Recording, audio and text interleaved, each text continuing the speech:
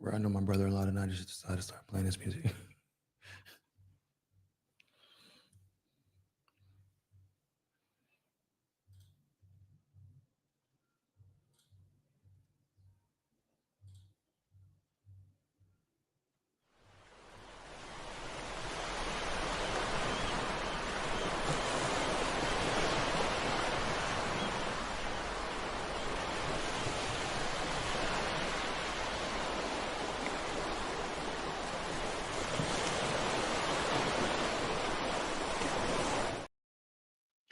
Welcome to the Befaunt channel. I am your host, James Fauntleroy. It's so good to see all of you guys here on this Friday afternoon.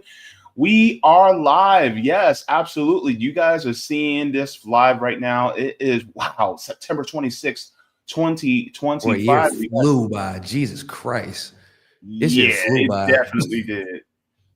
Guys, I was literally just talking about, I'm like, yo, how is it about to be October already?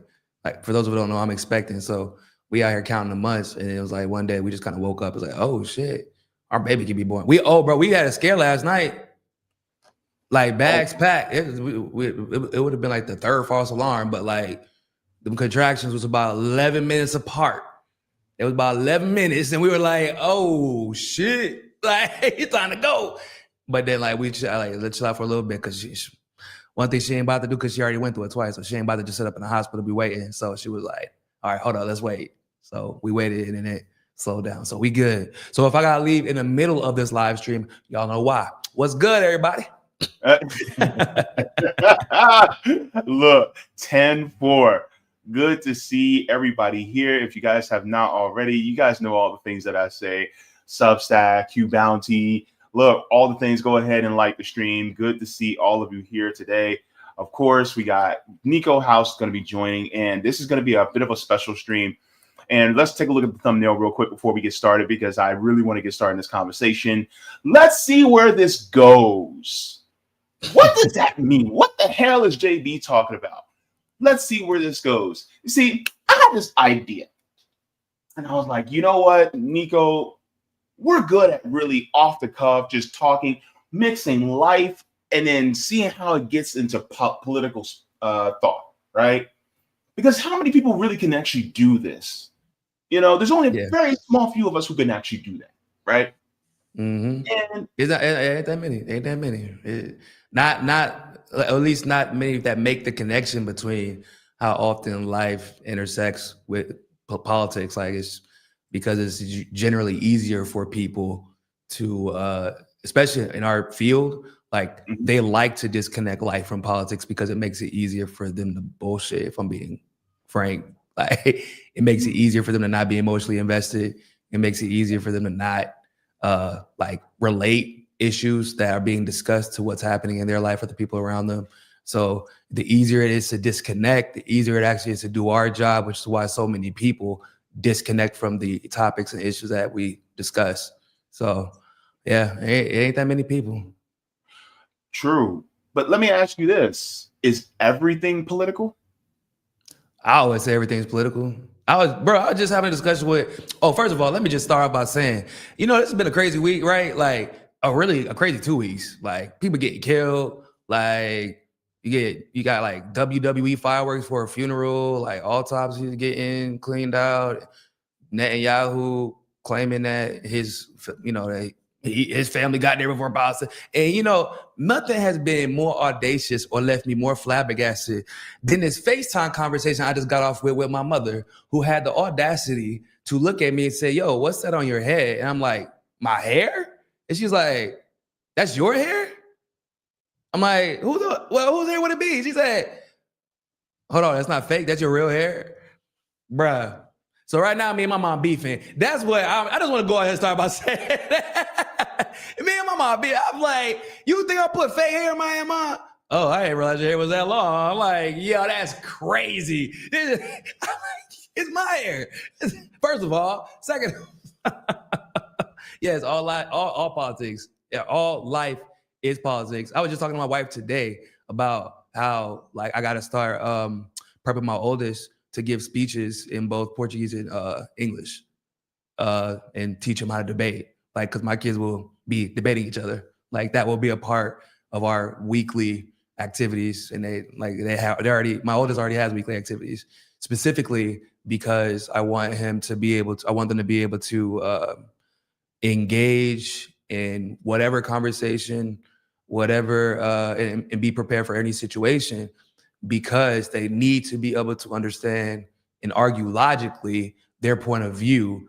And unfortunately, everything is so political, and you don't realize, like, for example, if my son is playing basketball or soccer and he needs to advocate on behalf of himself, he needs to understand that sports is extremely political. And there is a chance that politics is playing a part in him getting playtime or not getting playtime. And it might have nothing to do with his ability. And when it's time to advocate for himself, he needs to be able to show, like, I understand that this actually has nothing, if it came down to that, but that does happen. Like, I know people it's happened to. Like, he needs to be able to understand, like, going into this conversation, go ahead and take your emotions out and understand there's a great chance that there's something political going on behind the scenes with this team in this situation that you may not be aware of. And so you need to be able to advocate on behalf of yourself in a way that he recognizes your ability, but also recognizes that you recognize that it's politics and not actually nothing to do with your actual skill set of this person who's playing in front of you. Like things like that people don't really think about. Like, because I have kids and it's something that I even experienced at some point, or my family or friends have experienced. Like, I always think about things like that because, like, I'm like, yo, is this political? Because people always get mad at me. Man, you think everything's political. Well, like, yeah, because it is. Like, what you want me to do? I can't change that. Like, it is. The only thing you can do is prepare for it. Absolutely. Even to, like, I remember I was having a conversation with my brother a few years back, and I started talking to him. I was talking to him over the phone, and we started talking about how, he was talking about the carceral system and how tough it is. Mm-hmm. And I basically started talking about, well, the politics of why the carceral system is the way it is.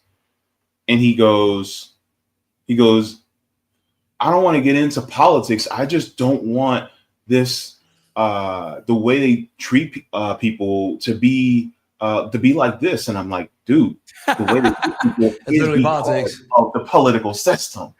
Yeah. Look, I can tell you anything and everything is politics. Here's a bottle of water. Politics is involved in this. People are like, well, what do you mean politics is involved in this? Well, let's take, for instance, big corporations that actually want to take the fresh water away from us in order to be able to sell it back to us, which comes naturally to us through nature. But instead, they're using that. And in order to be able to do that, they actually have to pay the politicians in order to be able to get money for them so that they can have that facility and go around regulations, privatize the land that was once public. They have to pay the politician. They have to pay the politician to privatize the land that was once public to own the water. Like, people don't think about that. Like, or like, bro, people don't understand politics. Really, it's literally, if I'm remembering correctly, the literal definition is like interactions between human beings. Like, that's literally politics. And every situation you enter, you're engaging. So if, for example, if me, especially, I would say the first or second interaction that you have with an individual, right? And I may explain to you how it's politics, because, right, every political move, like in actual politics, you see this game theory, right? You see actions taken to see a reaction from an individual or a group of people, and then that person gauges that reaction and then reacts to that, etc. So the first time you walk in a room with the individual, you're trying to read them and they're trying to read you, and everybody stresses the importance of a first impression.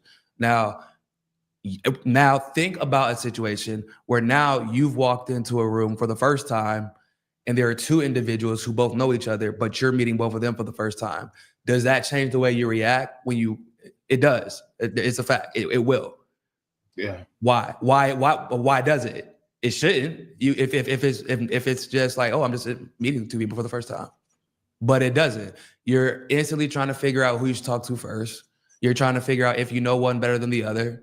There's a person that immediately takes interest in you, or you take interest in them. You have more in common with. You feel more comfortable. Like, and that will literally that will affect the way you interact with that particular group or those two individuals potentially for the rest of your life, right? And it's like, but why is that? Because if all things are equal, nothing should, like, it should just be, oh, I'm introducing myself and it goes away. There is something subconsciously that you recognize, because it's true, it's real, it's a real thing, that you recognize that I have to navigate this situation correctly, or it could turn out badly, or I cannot benefit. There's a way that I could benefit, even if it's just have a good group of friends. But I could lose out on a benefit if I do not navigate this situation correctly. That's politics. That's literally politics. Mm-hmm. You can't. There's no way you can't not talk. Like when they say, don't talk politics at the dinner table. So we're just not gonna talk. Because when you gossiping about your family, that's politics. Especially when your power imbalance is involved. Exactly. Exactly. We right here because it's a thing, and you don't realize how much power imbalances affect a familial relationship in the exact same way like it would in your job. Mm-hmm. Like it's true, bro. I mean, I live it. Like the situation with my wife's family, for example.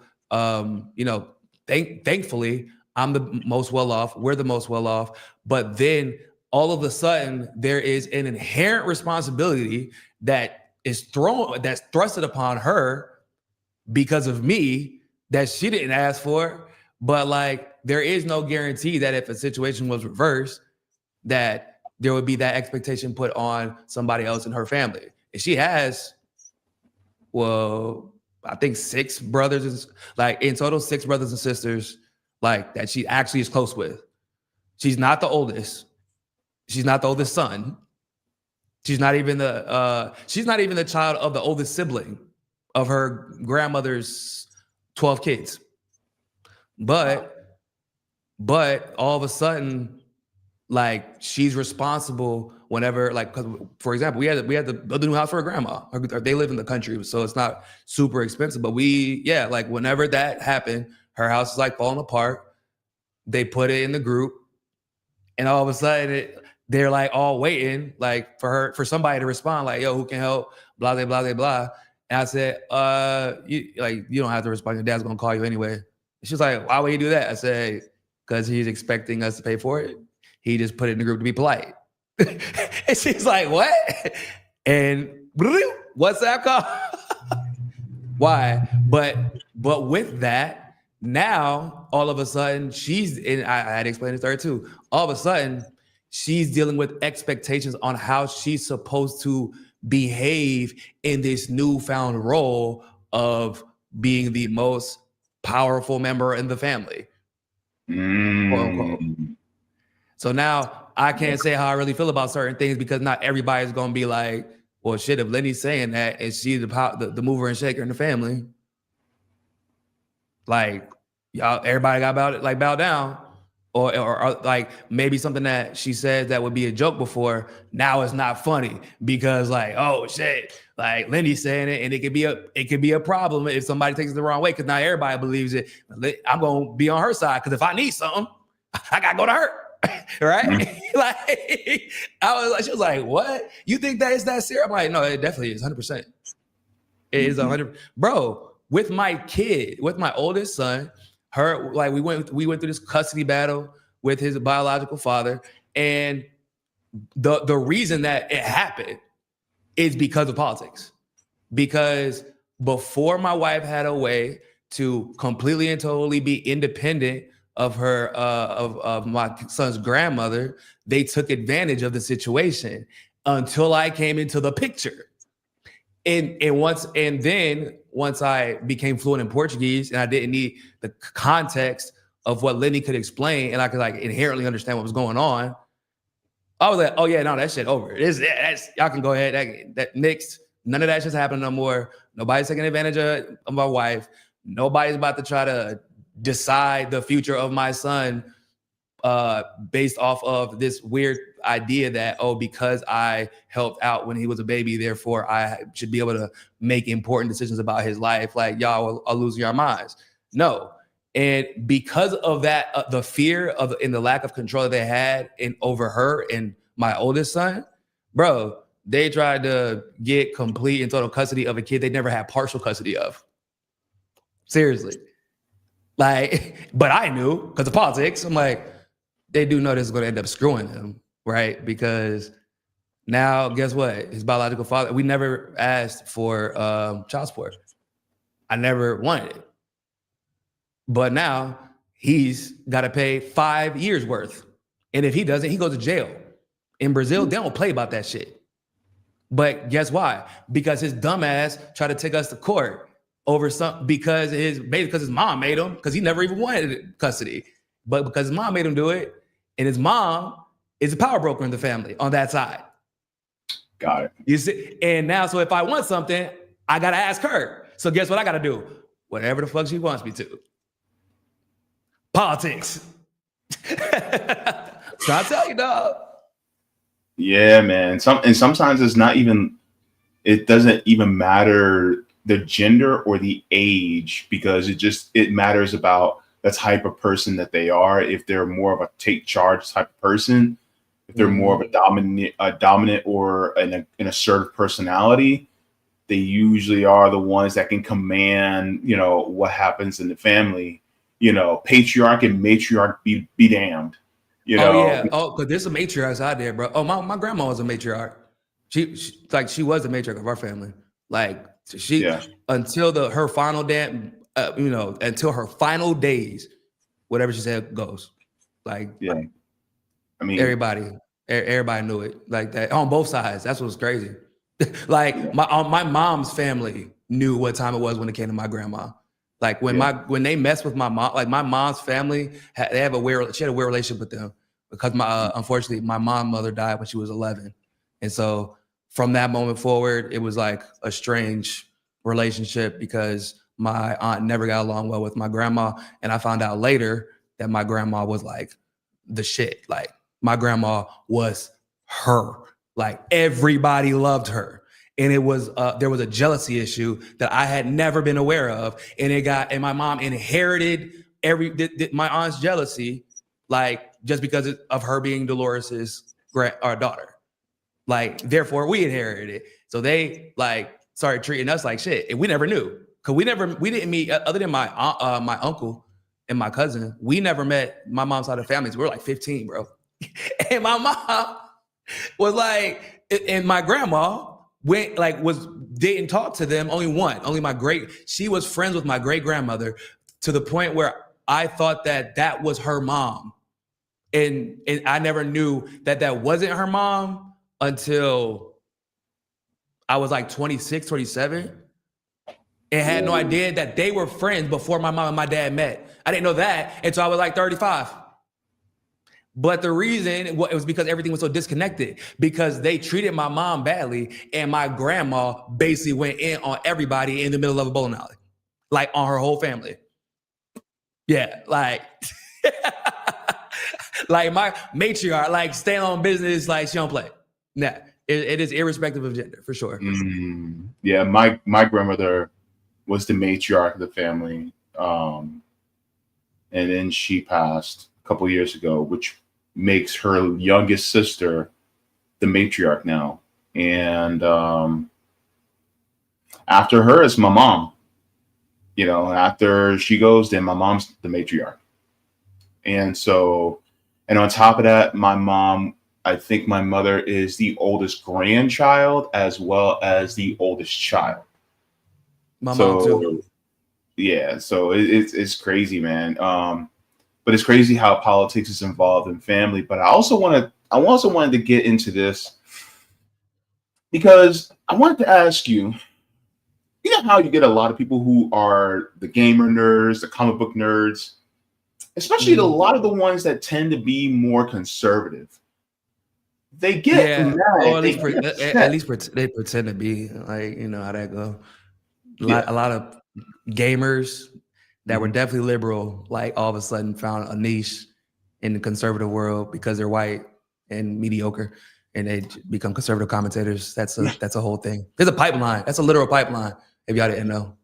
Yeah. Well, I mean, and then they get mad because they're like, "Oh man, everything has to have politics in it. I don't want to have politics in that. I want my games and I want my movies and comic books to be free of politics." Right, I And hate I'm this like, shit. bro, where have you been? Have you been Yeah, on bro, Earth? I hate that so much, dog. Oh my god, you remember Loki? You remember, you saw the show, right?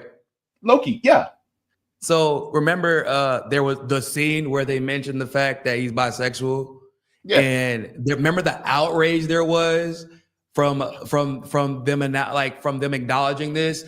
And I'm like, hold up, are y'all really mad about this?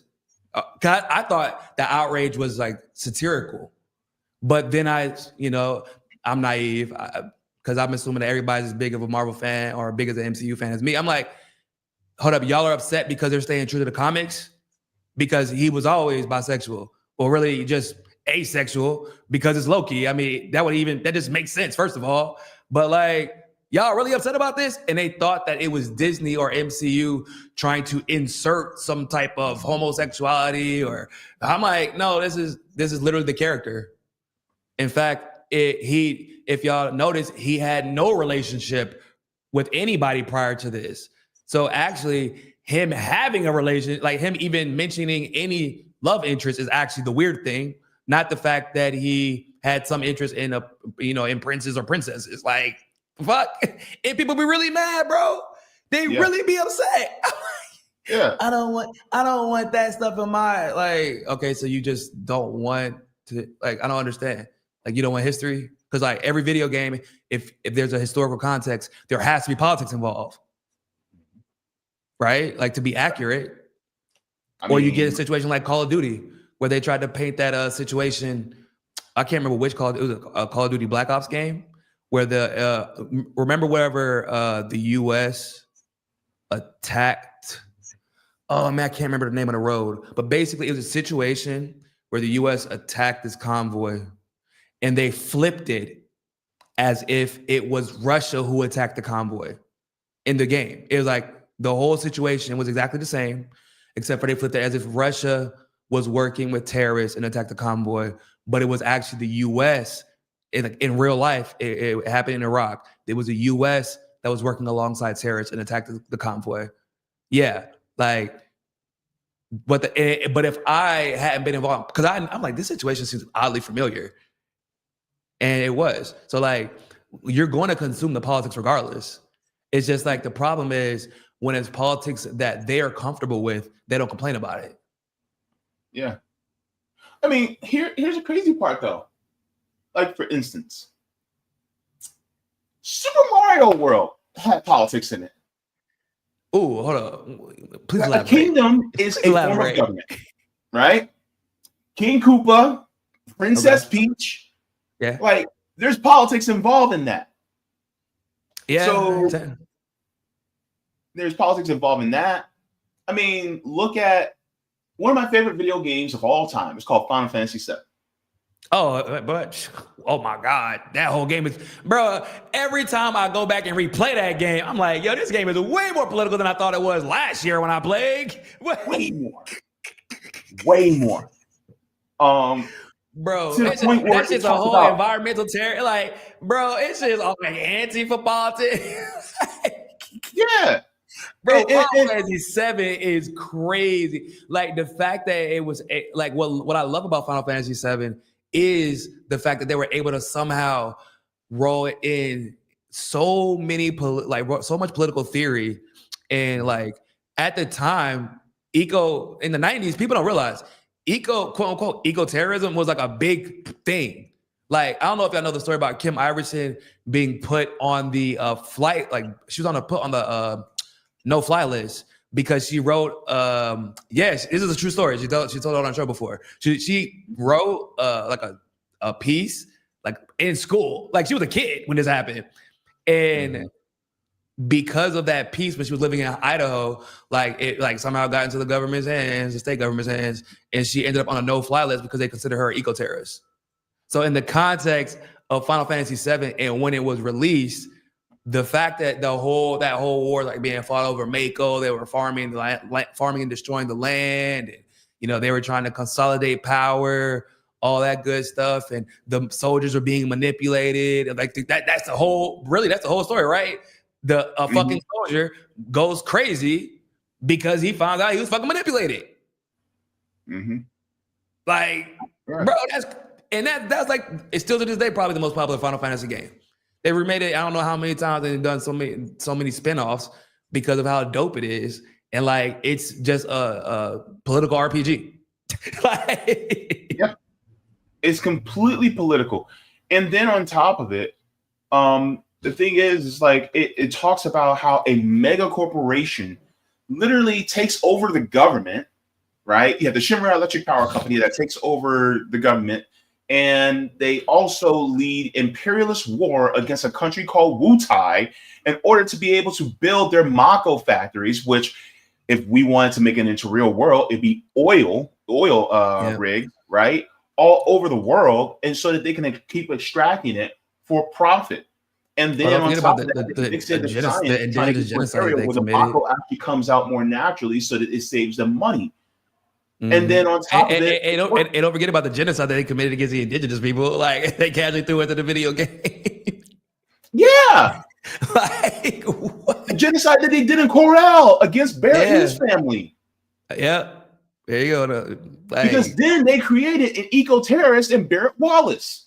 They also created Sephiroth, because without them doing the imperialism that they did around the world, they wouldn't have had their soldier program, which also gave birth to Sephiroth, which means that he became the big bad of the entire game. So if it wasn't for Shinra, Sephiroth wouldn't exist. Basically. Bro, when I was a kid, not even a kid, like what, teenager, preteen, when I was playing the game, bro, you know how hard it was to keep up with that story? Yeah. It was like, the storyline was crazy. Like, I'm like, I'm like 70% I understand 70% of what's going on right now. I know Sephiroth is bad, but I'm still trying to understand why is he bad exactly? Is it just because he wants to kill me? I'm confused. Because I didn't like, and then when you go back and you replay as an adult, you're like, well, shit. I mean, Sephiroth crazy, but is he bad though?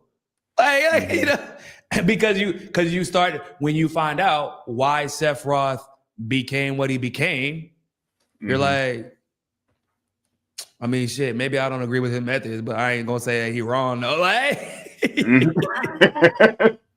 right? Because he's like, y'all destroying the fucking planet, like you destroying the mom, and like it's. But what once again, let's getting back to the point of like how gamers always talk about how they don't want to have politics in their games, and you look at Final Fantasy VII, which once again might arguably be the most, and they got a lot of Final Fantasies. It is still might arguably be the most political game ever made. And it's probably the most popular Final Fantasy ever made. So it's just like serves to show like, nah, y'all don't care about politics in the game. If you're not aware of the politics, you're okay with it.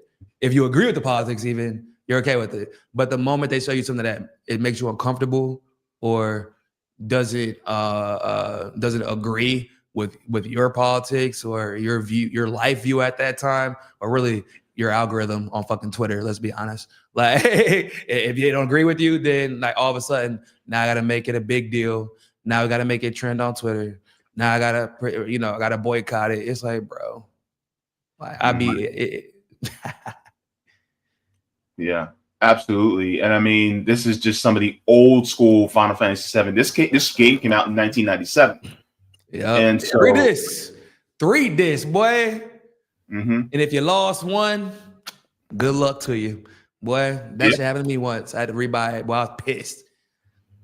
I beat it the first time, but then I went back to everybody do the replay, and somehow my second disc got scratched. I didn't know until it was time to put that hoe in. Oh my god. Yeah, it was back in the day. I had to wait. I had to wait till my paycheck, and really it was like 2 paychecks later. Oh, bro, it was a whole thing. I was so mad, dog. Yeah, 3 days, dog. For me, it was disc 3. disc 3 got scratched, and it got to the point where I would be fighting Genova Rebirth, and then after you beat them, when you start to go down into that void through all the green, it would stop. Oh no, bro! Damn, well, we came a long way. Hey, you forget about stuff like that. Like, did that be really used to irritate you? Yeah, man. Look, that's one of the reasons I mess with. I love Nintendo 64. Whenever they went back to the cartridges, like, cause PlayStation, boy, cause they won't like them discs were sensitive. You know what I'm saying? Dreamcast discs, them hoes was durable. Boy, we used to mess some things up, and they would still run smooth. But PlayStation, you scratch the things.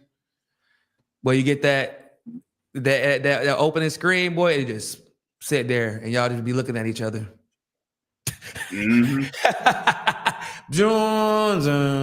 Oh, so you're just not gonna load up? All right. Every day, every time you load it, you ever scratch your game, and you know sometimes it works, and other times it don't. So every time you put it in, it was always like a waiting game. It was for the PS2. And you like, oh man, I hope today's gonna be one of the good days because that shit was gonna set the standard for the rest of your day, bro. Yup. I'd be like, wait, you waiting for the PS2 to go, woo, and you just waiting. You're just like, yeah, boy. Look, y'all don't even know. These kids don't know how good they got it, boy. It be digital now. Like you just buy, like damn, you just know for a fact that game gonna work. You got blow on nothing. You ain't gotta go get no alcohol. Yeah. You ain't gotta get no alcohol, pal. Trying to, Mama, where the alcohol at? Hey, look, shit. My mom like, where's all the damn alcohol at in the house? Oh man, we don't use most of it cleaning up these discs. Oh man. And you try to make sure your shirt clean. If you ain't got no alcohol, you're like trying to wipe make sure it ain't dusty. Bro, that's some good old days, man. Good old days. It's the good old days, man. I be telling my kids like, well, y'all don't even know. You know how the Nintendo Switch now, you can download the Nintendo 64 app and the Super Nintendo app even, and they got like every game. Bro, my son's in there playing Pokemon Stadium, and I'm like, this is wild. You just can't wake up and just play Pokemon. Bro, you know, it was like, if you was one of them ones that could go buy Pokemon Stadium, you know what I'm saying? Like, and have the Game Boy so that you can transfer your Pokemon from the Game Boy to your Nintendo 64. I'm like, bro, it was like moves that you had to make to get that shit just right. And you just, nope, just load up the game. Here's it on my Switch. Shit, I can put it on my TV now. Like damn, y'all kids spoiled. What? Right. Yep. They don't even have to go to the EB Games or the GameStop no more to go pick it up. Bro, that's true. That's so true. Even though I think that the last one with the GameStop was about my PlayStation 5. The last time I went because back in the day, they was jacking up them prices online, dog. For the PS5. Lord, baby Jesus, they was going crazy. But I went to this random, when I lived in Miami, I went to this random ass GameStop, and they always because it was like in the cut, and they always had everything in stock. Like always. Everybody it always stayed in business because like if you were from Miami, you knew that particular GameStop always was gonna have everything in stock. So they was one of the only ones that was able to like outlast the other ones in Miami. But bro, it's crazy how like I remember waiting in line to get some games back in the day. Like I remember and it was worth it too. I've never regretted it. I've never ever regretted waiting in line to get a video game. Never. Bro, because I be thinking about like when I go back and play them nowadays though, it'd be funny because I be thinking, damn, why do I love this game so much? I mean, I like it still, but it's like, oh shit, it's because I used to play with my brother. Like, because it was like we were both waiting for it and we used to play all the time together and have the stories that I have with the game or with my brother. So it's funny thinking about like why you like something at the time and going like, for example, swimming. Like, if you ever just got into a pool by yourself, Jay, it ain't really the same like when you was a kid. And you be thinking to yourself, how the fuck was I just in this pool, just having the time of my goddamn life by myself? That happened to me. You ever think about that? It was funny, and I was the only person in the pool because I'm trying to get my laps in. Nowhere Yeah, near. like that's what I do if I go to the pool. I'm gonna go get my laps in, and I might hang out a little bit, or I'm gonna go to the jacuzzi right after. But yeah, I don't just be getting in the pool, just getting in the damn pool. Like, well, my son, that boy did shit the other day. We went to a pool party, and I had to yank his ass up out of the pool because everybody else we ready to open up presents, and this man still in the pool.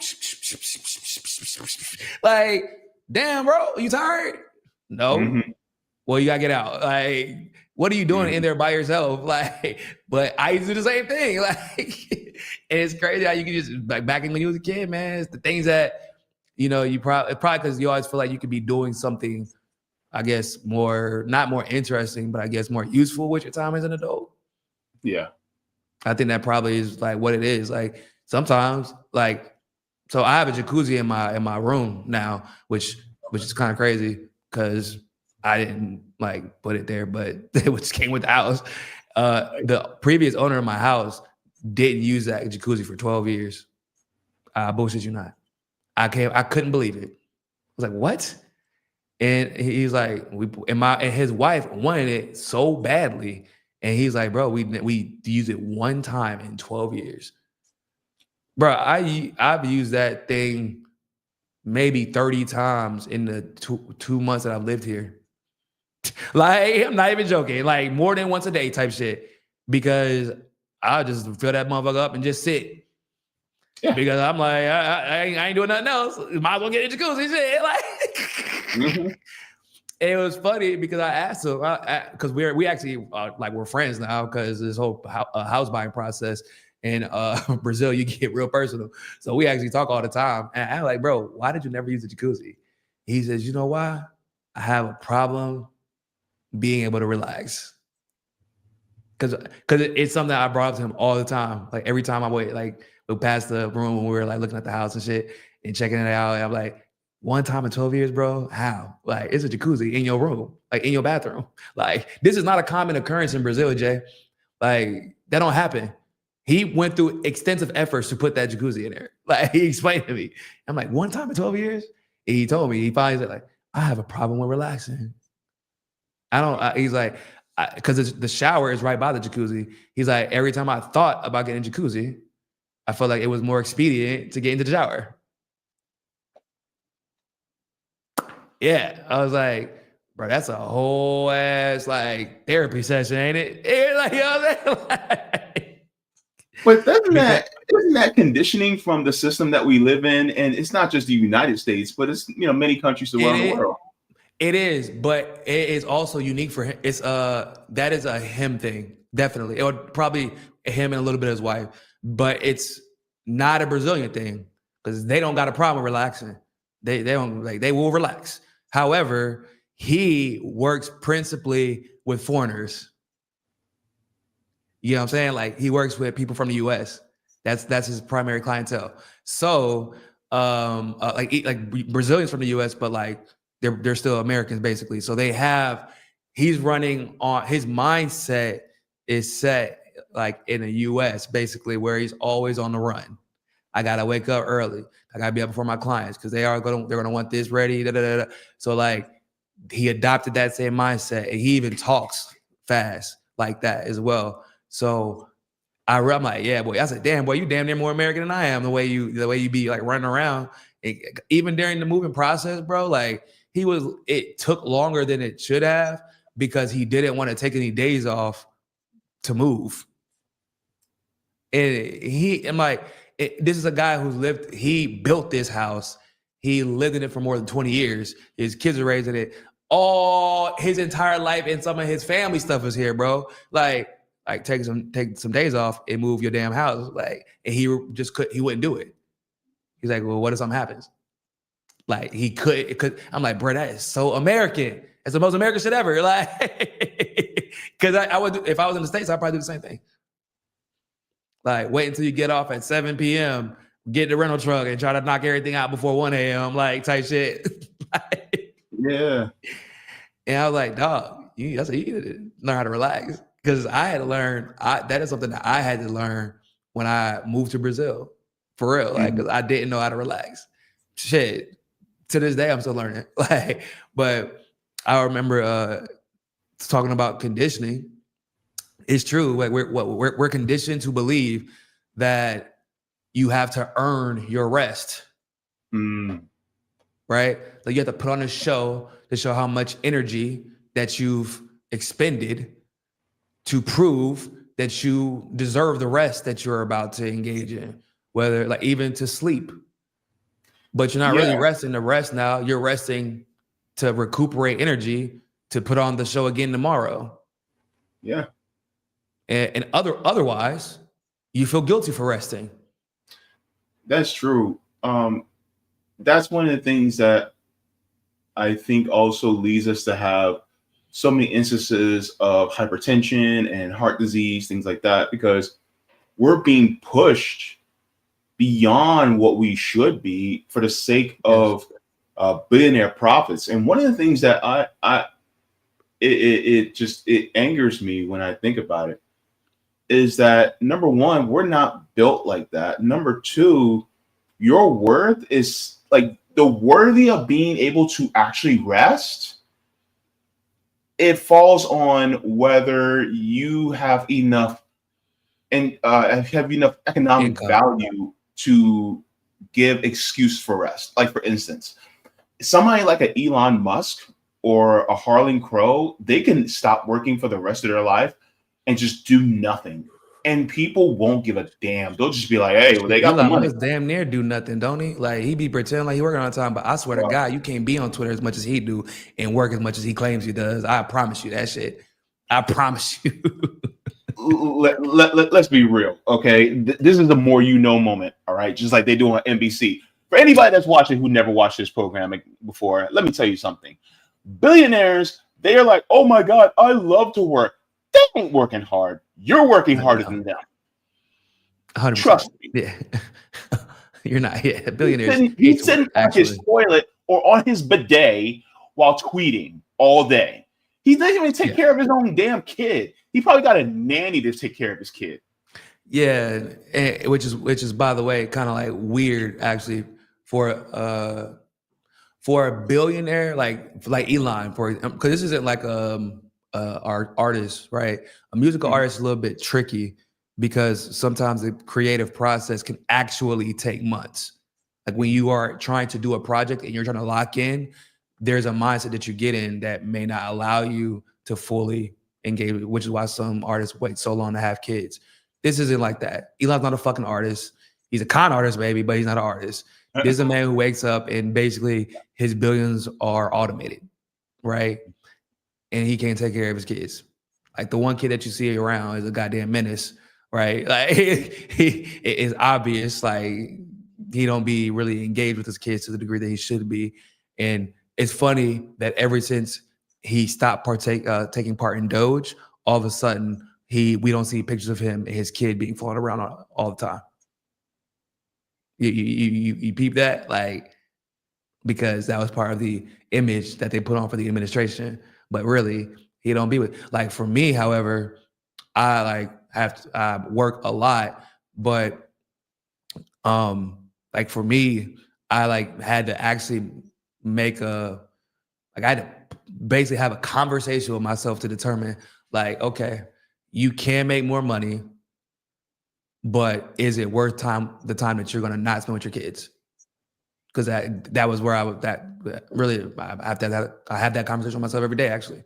Like, you can make more money, but is it worth the time that you're not going to be able to spend with your wife or help her?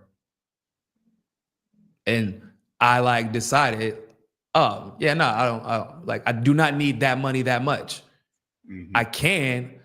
It's possible I could buy them more stuff, but like, what the hell is that worth? Like, if they don't have me around to enjoy it with, like, if I can't instill values in my children, if I can't alleviate some of the stress from my wife, if I can't spend time with my wife, like, why do I want the money then? To give it to them to go do stuff while I'm here working? That's stupid for me anyway. Plus, I love spending time with my kids and my family. So like, when you get to a certain point, you have to ask yourself, like, is a cost benefit analysis of you making more money versus like sacrificing time with your family actually worth it? And like, fortunately enough, I was able to get to the point where I like realized like, no, if I have to give up more time with my family, like I'm at that point, like, no, I prefer spending time with my family. If I have to make less money to do that, I'll do that. Like, because I like my family more than money. I like being able to take care of my family, but I like my family. I'm like, which was a weird conversation because I grew up poor. So that wasn't a decision that my mom got to make for herself. Like, but for example, my brother got to make that decision for himself at some point, even though he's in the military. Like, he's had opportunities to like have second jobs and make more money, even grow in the military, to have more responsibility, but that would require him to deploy or sign on for more years that he plans on, et cetera, et cetera. Like, and he just like, nah, fuck that. I love my kids. I love my wife. I want to spend time with my wife and kids. Like, y'all got me fucked up. I don't care. Well, no, we can offer you like E8, E9, and we're going, nope, I don't care. I don't care. The faster I get done with this shit, the faster I can spend more time with my family. And what's always been crazy to me is how you see people choose the opposite. So then you have to ask yourself, why would you choose the opposite? Either you don't love your family as much, you're trying to run away from the emotional responsibility of your family, because there is a real emotional responsibility involved, or you think your value truly relies on the amount of money you make, in which case everything you do isn't for your family. It's for the perception by the rest of the world of what your family has, which you believe is a reflection of your value. You know what I'm saying? Yeah.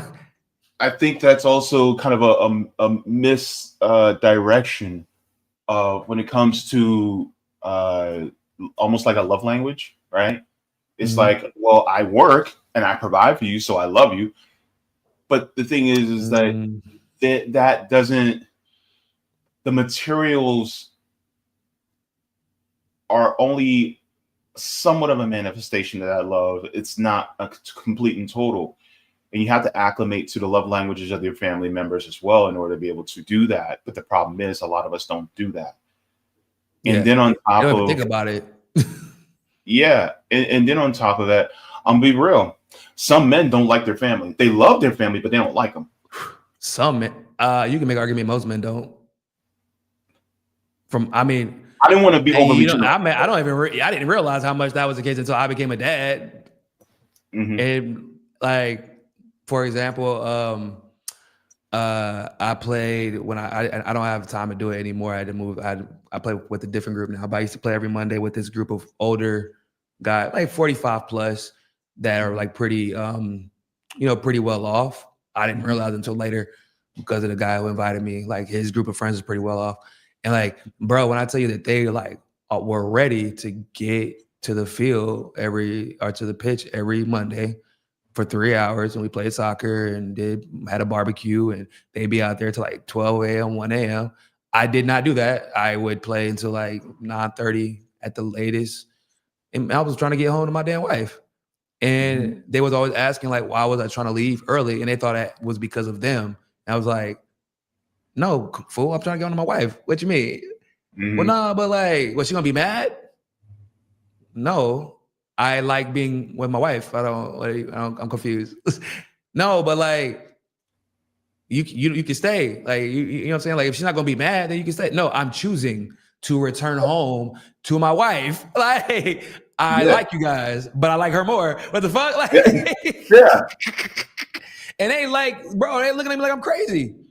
Like that, it was, bro. Like, I started to realize, like, as I talked to more people and I started to become more aware, like, because through your experiences, you started to perceive things differently. Because now I have a different set of eyes. At first, I just had the eyes of Niko.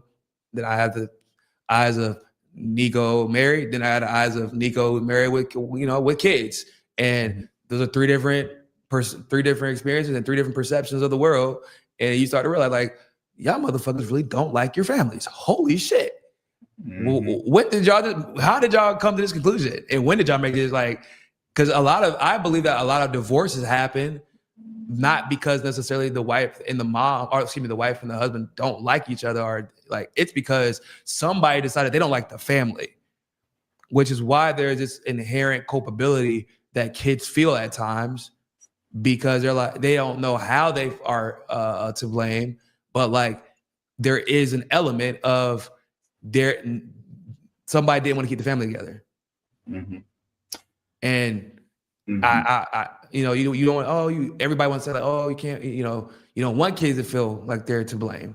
But like a lot of the times, a kid being involved and now there being a family unit to consider is actually a part of the reason a divorce happens.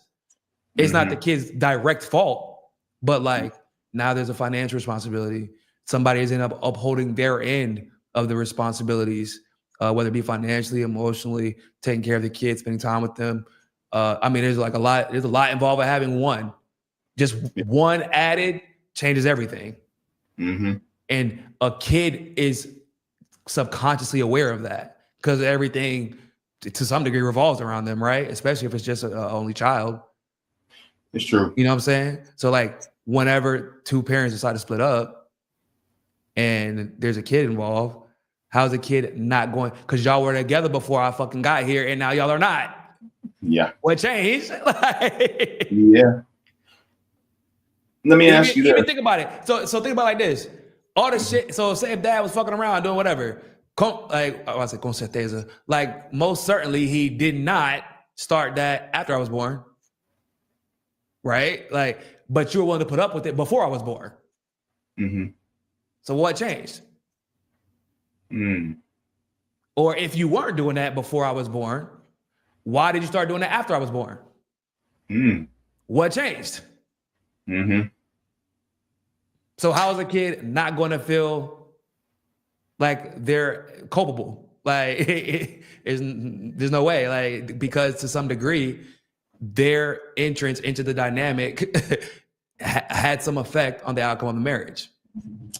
And That's so true. going back to your point, yeah, there's some guys, unfortunately, and some women, by the way, but it's mostly guys who just do not like their families, even if they love them. Part of that also, and here's the political aspect of it.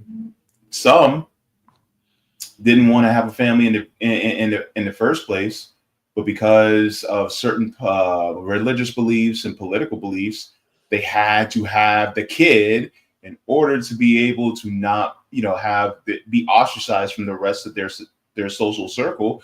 So then they have the kid, and now they have a kid that they don't like, and they also are with a person that they don't like that they had the kid with. So therefore now, and then they married that person, and now they're married to somebody they don't like. They had a kid with somebody they don't like. The kid reminds them of this person that they married that they don't like. And so now they're like stuck in a situation and then next thing you know, they're like, oh, well, they fall out of love or they get with somebody else because that person is actually more congruent with them as far as their heart and emotions are.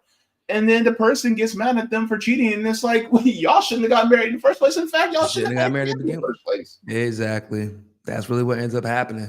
That's one thing. Like I've been married twice. So my first time being married, I didn't have a kid with her, and everybody was surprised because like everybody knew I wanted kids. Everybody in my family was surprised. And I was like, unfortunately, I can't have kids with her. They were like, what? But you married her. I said, yeah. But because of the situation, and it wasn't necessarily her fault completely, like, because there was some mental issues that she had to take care of. But like I understood her capacity or lack thereof to take care of a child. Yeah. Right. I knew she didn't want to admit it. Nobody wanted to admit it, but I knew, like, because I'm the son of, I was thinking about it, what movie was it? As a son, it was Spider-Man Across the Spider-Verse. Yeah. As a son of a mother, the husband of a daughter, or the father of a daughter, but as a son of a mother, like I know if you have the capacity, because of how observant I was of my mom, like I know under even the most strenuous situations, if you are capable of being a mother.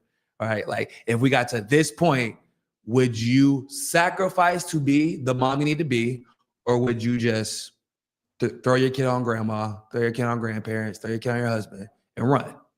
Right. Unfortunately, that was my ex. My ex would run because that's how she had been conditioned to deal with the majority of her problems at the time. So like, and I explained it to her, and she didn't ever like get mad at me about it. She actually understood, actually. So, but with my kid, with my wife now, what's crazy was my friend asked me like, so like, bro, you got to be a girl dad, which is a whole thing, right? And he was like, well, how do you know? Like, how would you know if you did a good job? I was like, shit, that's actually a really good question. But if my daughter turns out like my wife, and he's like, what?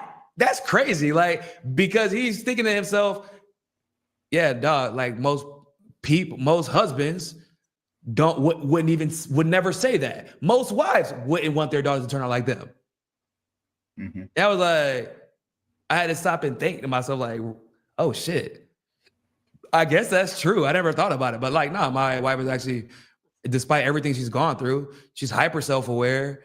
Her dad was kind of like in and out of her life for various reasons. She was raised, her mom was unfortunately a piece of shit, like abandoned her, like literally abandoned her, even though she lived right down the street, which is a whole different type of trauma. Like she had a lot of shit happen, and yet she's still self-aware enough to be considerate. She's still self-aware enough to self-correct. She's still self-aware enough to know, like, if she's the problem for whatever situation, she's still self-aware enough when it comes to her kids.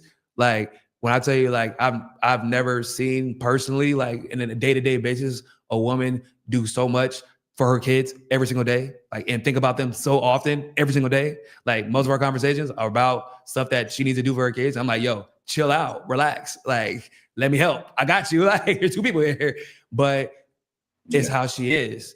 And I'm like, and before I came into the picture, she was working 2 or 3 jobs, like, and so doing everything possible for our oldest son, like, by herself. She refused to have a boyfriend for 5 or 6 years.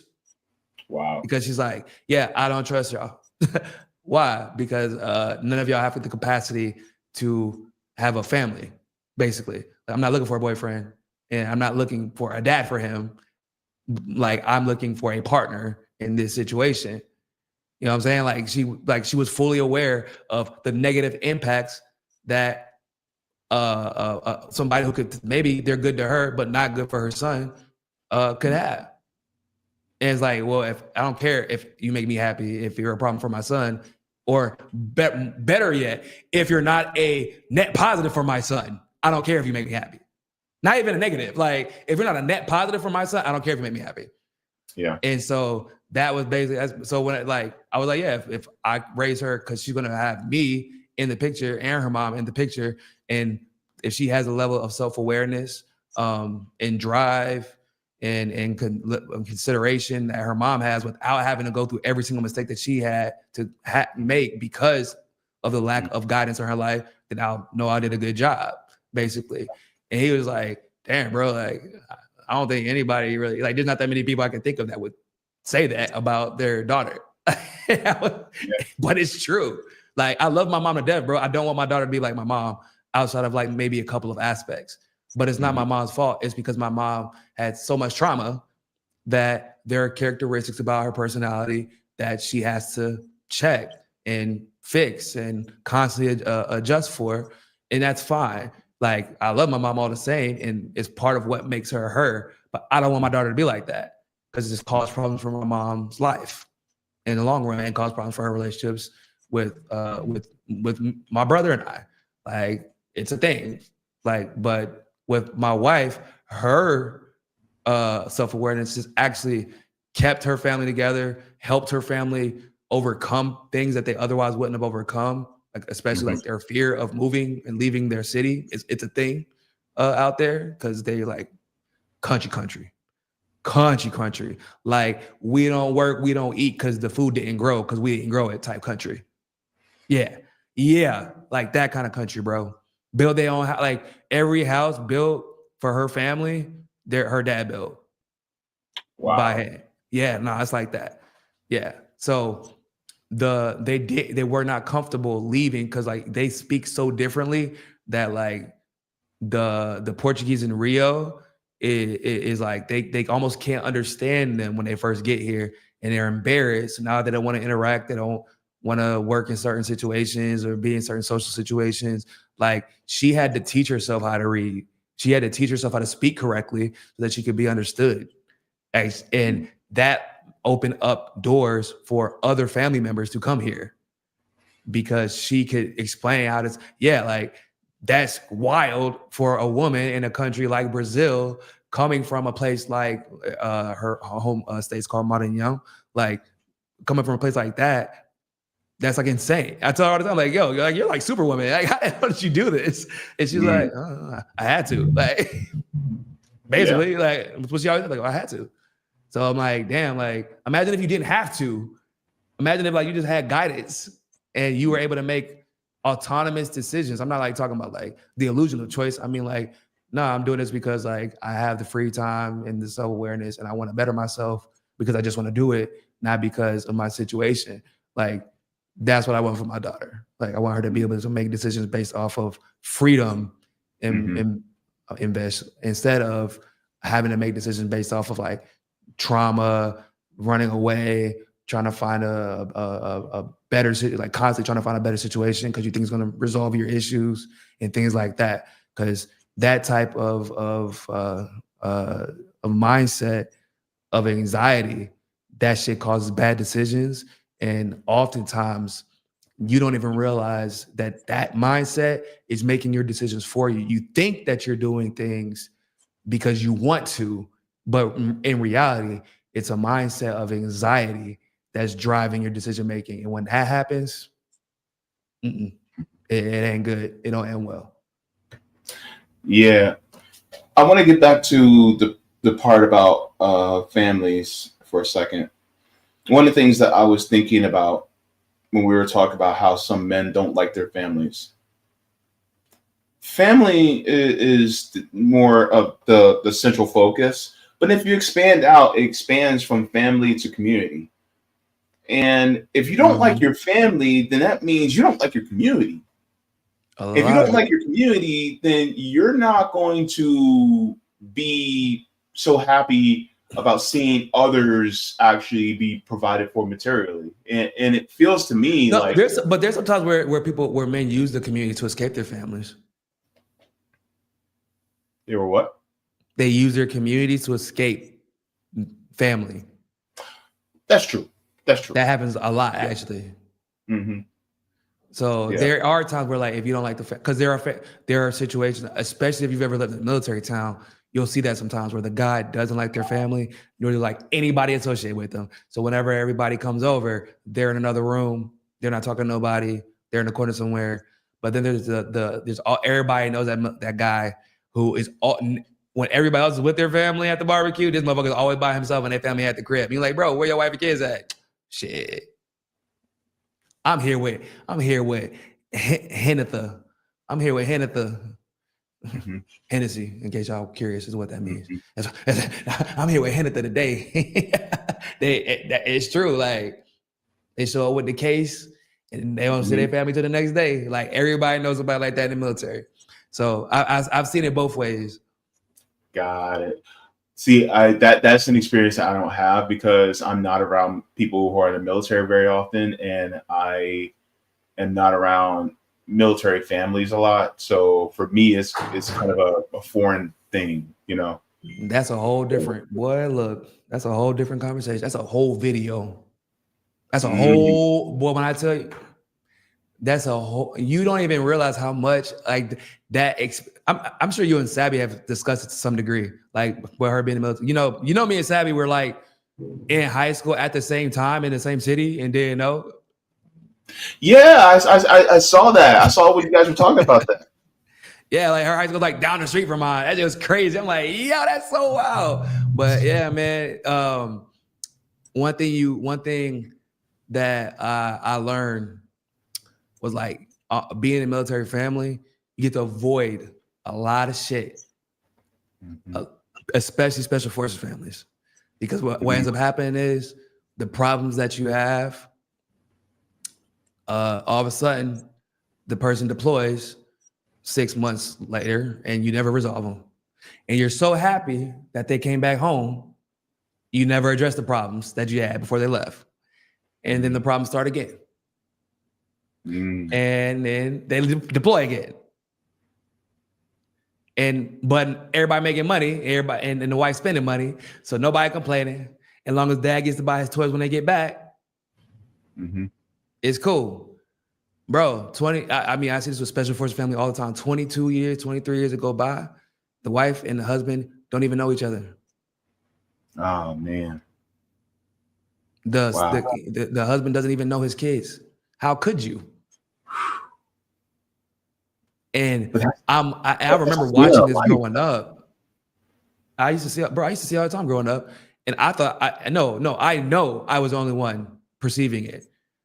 I know I was, because I actually had a conversation with my mom about this recently. And she was like, yeah, that happened with your aunt and your uncle, actually. Like, that's crazy that you brought that up. Because my uncle was Special Forces and he was high ranking. And so he was always gone. Like, I can count on my hands how many times I saw him growing up. This motherfucker was always gone. Wow. And everything looked cool. Like, they got along well. But then when it was, I got to be with you all the time, when he retired, because now I'm dealing with retirement. So this is a man who's used to being on a fucking adrenaline high for 6 to 8 months out the year. And so now I got to turn down from 100 to 20, retire, and expect her to know what I'm dealing with when she doesn't understand anything that I've dealt with. I've been shooting motherfuckers and getting shot at and seeing people die.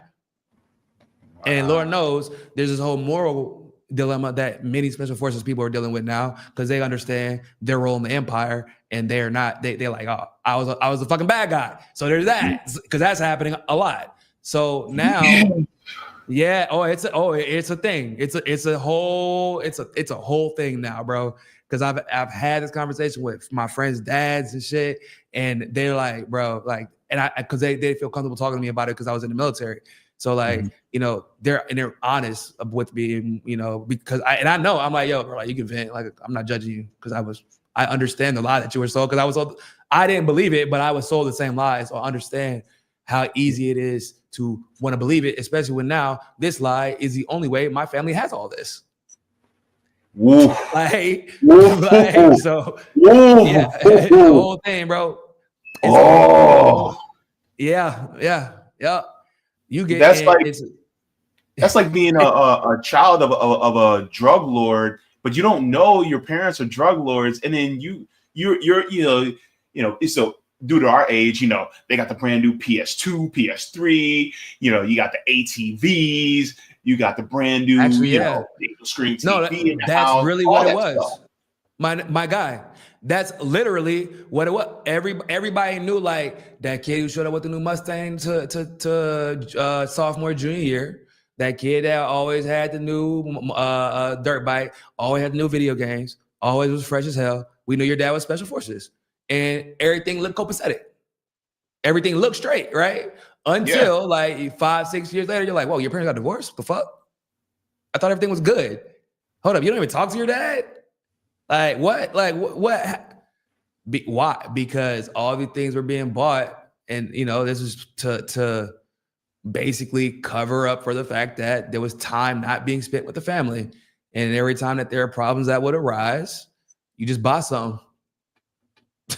With what I'm saying? Like, it's with blood money, though. That's the crazy part. It is. Yeah.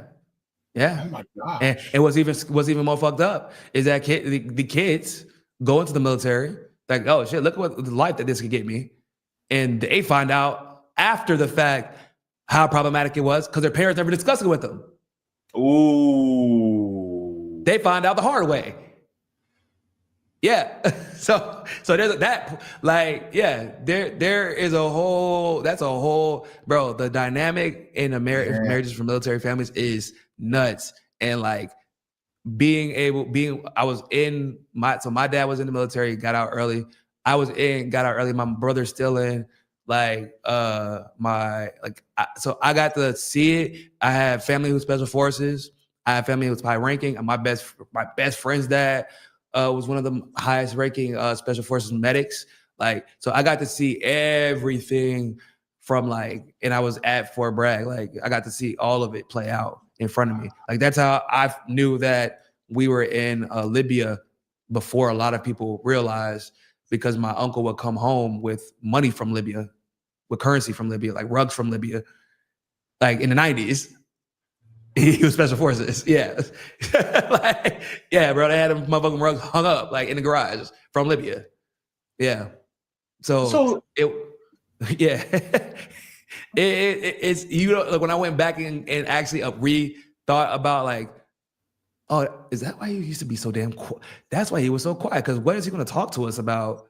He has no idea what's going on in our lives. He's deployed 6-7 months out of the year. And he thought he just didn't like kids.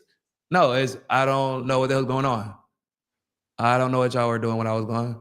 I don't know how you're doing in sports. I don't know how you're doing in school. I'm not a part of your day-to-day routine. I'm actually an impediment.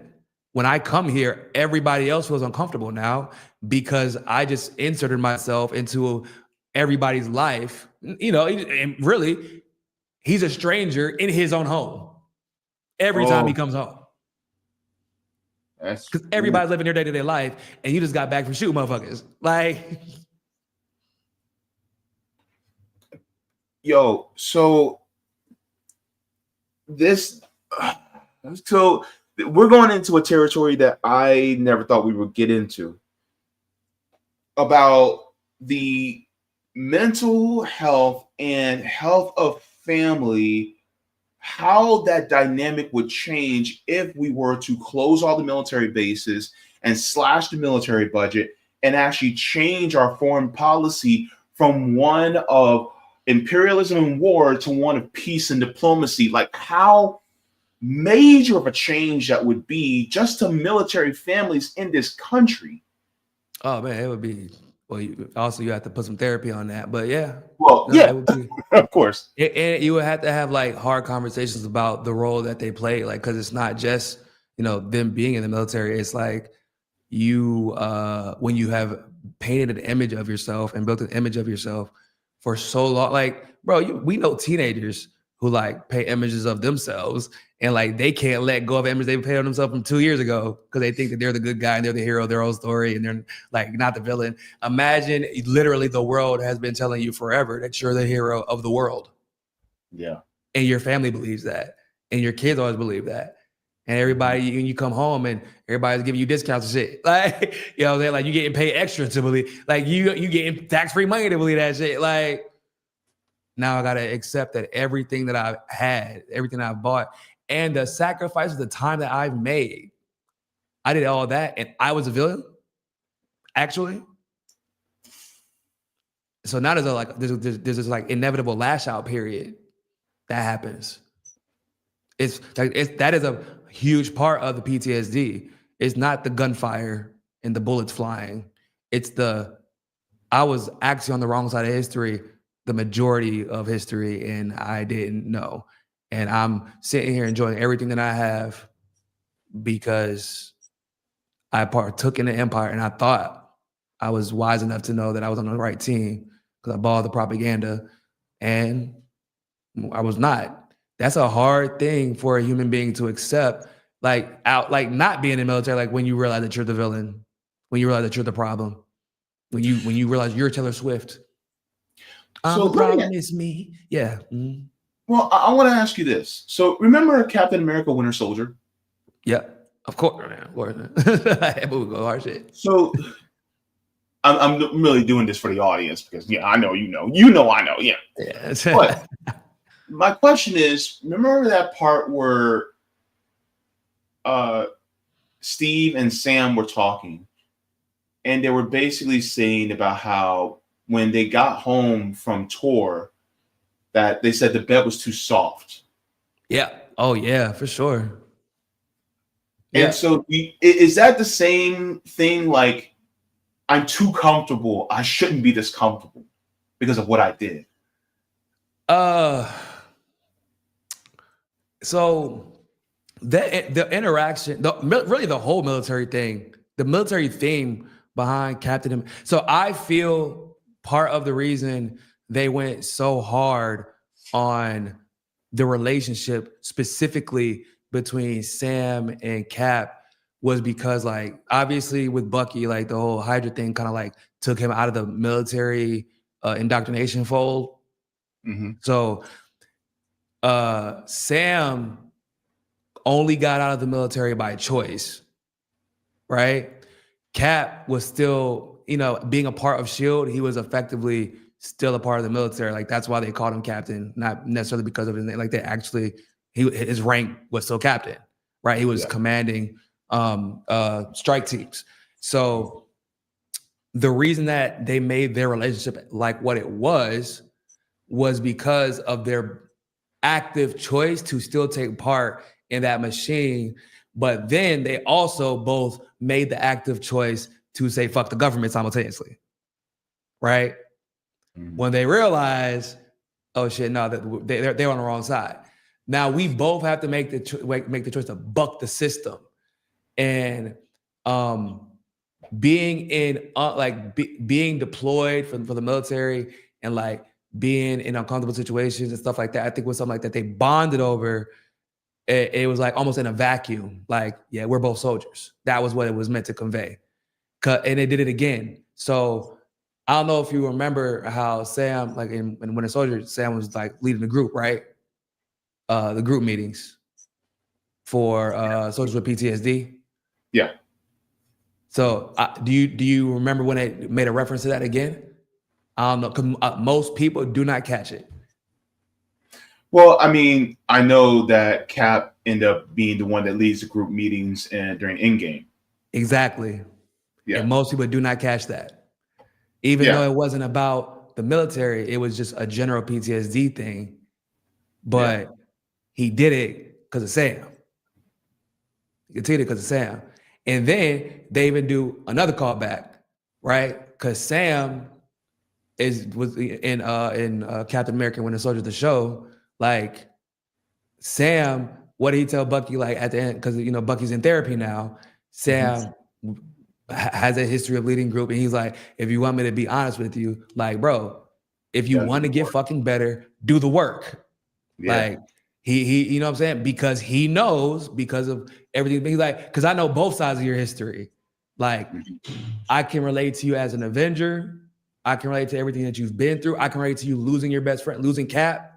But I can also relate to you as a soldier who thought you were on the right side of history, but you were on the wrong side. Yeah. Right? Like I was part of all of that. Like I get it. Yeah. And I'm still telling you, do the work. So like, and you can also talk about from Captain America's side, because he lost his wingman. Yeah. Just like Cap lost Bucky. Yeah. Exactly. So like it was the theme that they did, but with trying to like deal with the issues that soldiers go through, the moral dilemma that they go through. That's why I love the switch up with Cap. Like they really, when people talk about, oh, like, I hate how they try to make everything woke. I'm like, bro, that was the most woke shit MCU could have done. It's like they took this guy that was created to be strictly propaganda for the United States. That's what Captain America was made for. Like as in the comics, he's propaganda. Like straight up red, white, and blue. Like for the majority of the Marvel Cinematic Universe, which is the most successful movie franchise in the history of history, this motherfucker was saying fuck the government. It was like a movie and a half of I'll do what the government has to say. And the moment that it was like, if I have to choose to do the right thing or just listen to what the government has to say, well, it's fuck y'all. Like, I'm going to do what I got to do. I'm going to be on the run, and I'm going to still wear my stars and stripes on top of it. Yeah, because that's why this is the most American thing I can do. Yeah, that's why he said in Civil War, he said the safest hands are still on our own, because he said agendas do change. Agendas change. Exactly. And Tony, on the other hand, was making trauma-based decisions based off of the trauma-based decisions that he made, like the trauma-based errors that he made. Yeah. And Cap saw that. He's like, bro, you got a lot of confirmation bias going on. He's like, oh man, well, like, yeah, we need people to keep us in check. No, you need people to keep your ass in check, bitch. Like, you created Ultron. You forgot? Like, because you weren't paying, and really, you created Ultron because you were bullshitting in the lab, playing around, and Wanda snuck your ass and got in your mind because you were playing around with your the way you be playing. Like, it was your fault. Like, the funny part about Age of Ultron is like the same theme as, to some degree, as the first Spider-Man movie, like out of the MCU, which is everything in Age of Ultron is the Avengers' fault. Like, yeah, people died, and it wasn't because Ultron was made. It was because Tony Stark created Ultron. Mm-hmm. At the end of the day, right? So, like, yeah, they saved the majority of the people of Sokovia, but the only reason that the problem was created was because of Tony Stark, right? And with Spider-Man, like, the theme is like that whole first Spider-Man movie, like, it's a whole coming to age thing more than a superhero movie, because every problem created in the movie basically is his fault, because Tony already had it all resolved. Mm-hmm. And he just didn't want to add that, because I got to show Dad that I can do it myself. Mm-hmm. That was funny about that shit. And it's funny because Tony's trying to show him, like, don't do shit like that, because that's something I would do. And I'm trying to tell you, don't do it, because I already learned from it. Yeah, I remember Tony Stark said, because I want you to be better. Yeah, basically, man. Like, it's funny because if you actually look at the dynamic between the relationship between Cap and Tony, Cap seems like, why does he seem so much more mature than Tony? Because he's 100 years old. Yeah. It don't look like that in the movie, but like you can actually tell like Tony acts really childish towards Cap, and it's actually because he's consciously aware of the dynamic. Like, you knew my dad, bro. You were friends with my dad. Yeah, to everybody else, you're just Cap, right? You're just Steve. To me, you are my like dad's best friend, like, or one of my dad's best friends, and that therefore makes you old. You're an old guy. Yeah. Like, stop trying to tell me what the fuck to do. Stop trying to be the boss of me. Like, he conceded. Like, he's not the leader of the Avengers. He said it. He's like, I'm not the leader. I just make everything, buy everything, pay everything, like, make everything look cooler. Like, but he just automatically conceded leadership of the Avengers to Cap. And that's not something that Tony does naturally. But it's because he automatically associates Captain America with his dad. And therefore, you are my senior. Even though, like, you might not be my senior in looks or whatever, but like, you're my senior, and therefore you're leader. So, and they act like he's constantly trying to buck him because of it, because he has authority issues. Ironically, because of his fucking dad. Like, it's a whole thing. I do gotta get up out of here though. My kids, my baby making noise, which means he's about to open this door here pretty soon.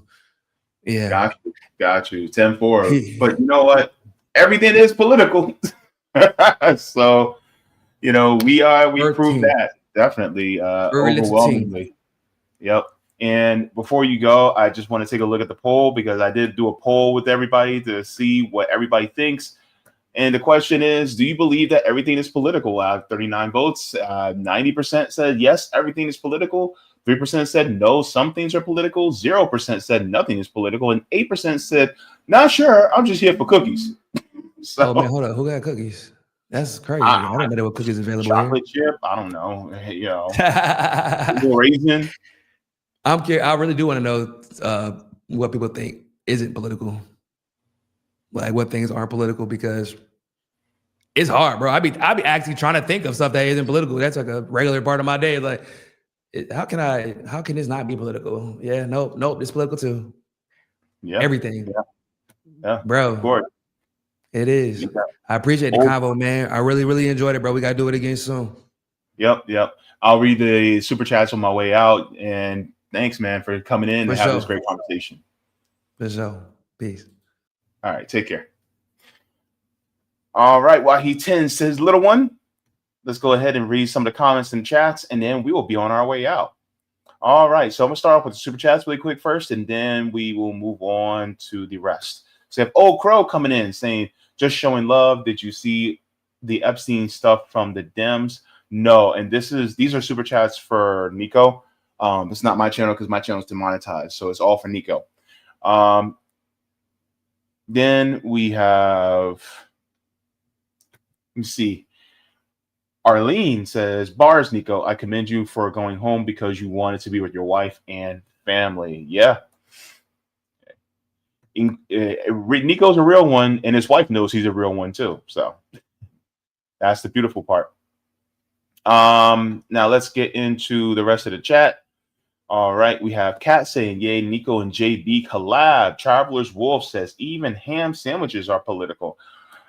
I mean, when it comes into the process of how the ham is made and how the bread is made, well, yeah, you can definitely make that political because it definitely is political.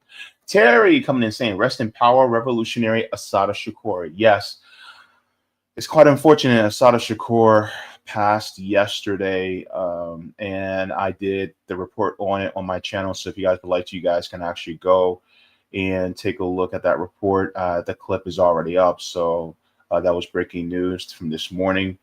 So yes, Miss Ashada Shakur had passed away earlier. Earlier yesterday. I think it was yesterday afternoon. So yeah, we have Jason coming in saying, Jason reposted the stream. Thank you very much. I deeply appreciate it. All right, then we have Rainey says, hey guys, good to see you both. Good to see you. Arlene says, cheers, y'all. Travis Wolf says, Kick has a bug on his head and it's JB's care is scared straight. I don't know what that means, but okay. Thank you very much. Travis Wolf says, Care Bear.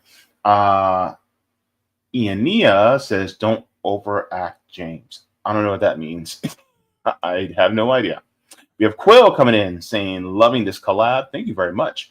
Jay Davis says that Miss Claire thing is the norm nowadays. Yeah, a lot of people are talking about Miss Claire. I haven't really looked into her because I don't know. I think part of it's because I don't have little kids. So that might be part of it. If I spent more time with my great nephew, then maybe I'd probably know more about who she is. But I never really looked into her. And for me, I'm nostalgic. For me, it's Mr. Rogers and LeVar Burton from Reading Rainbow and Bob Ross. You know what I mean? It's those guys, right?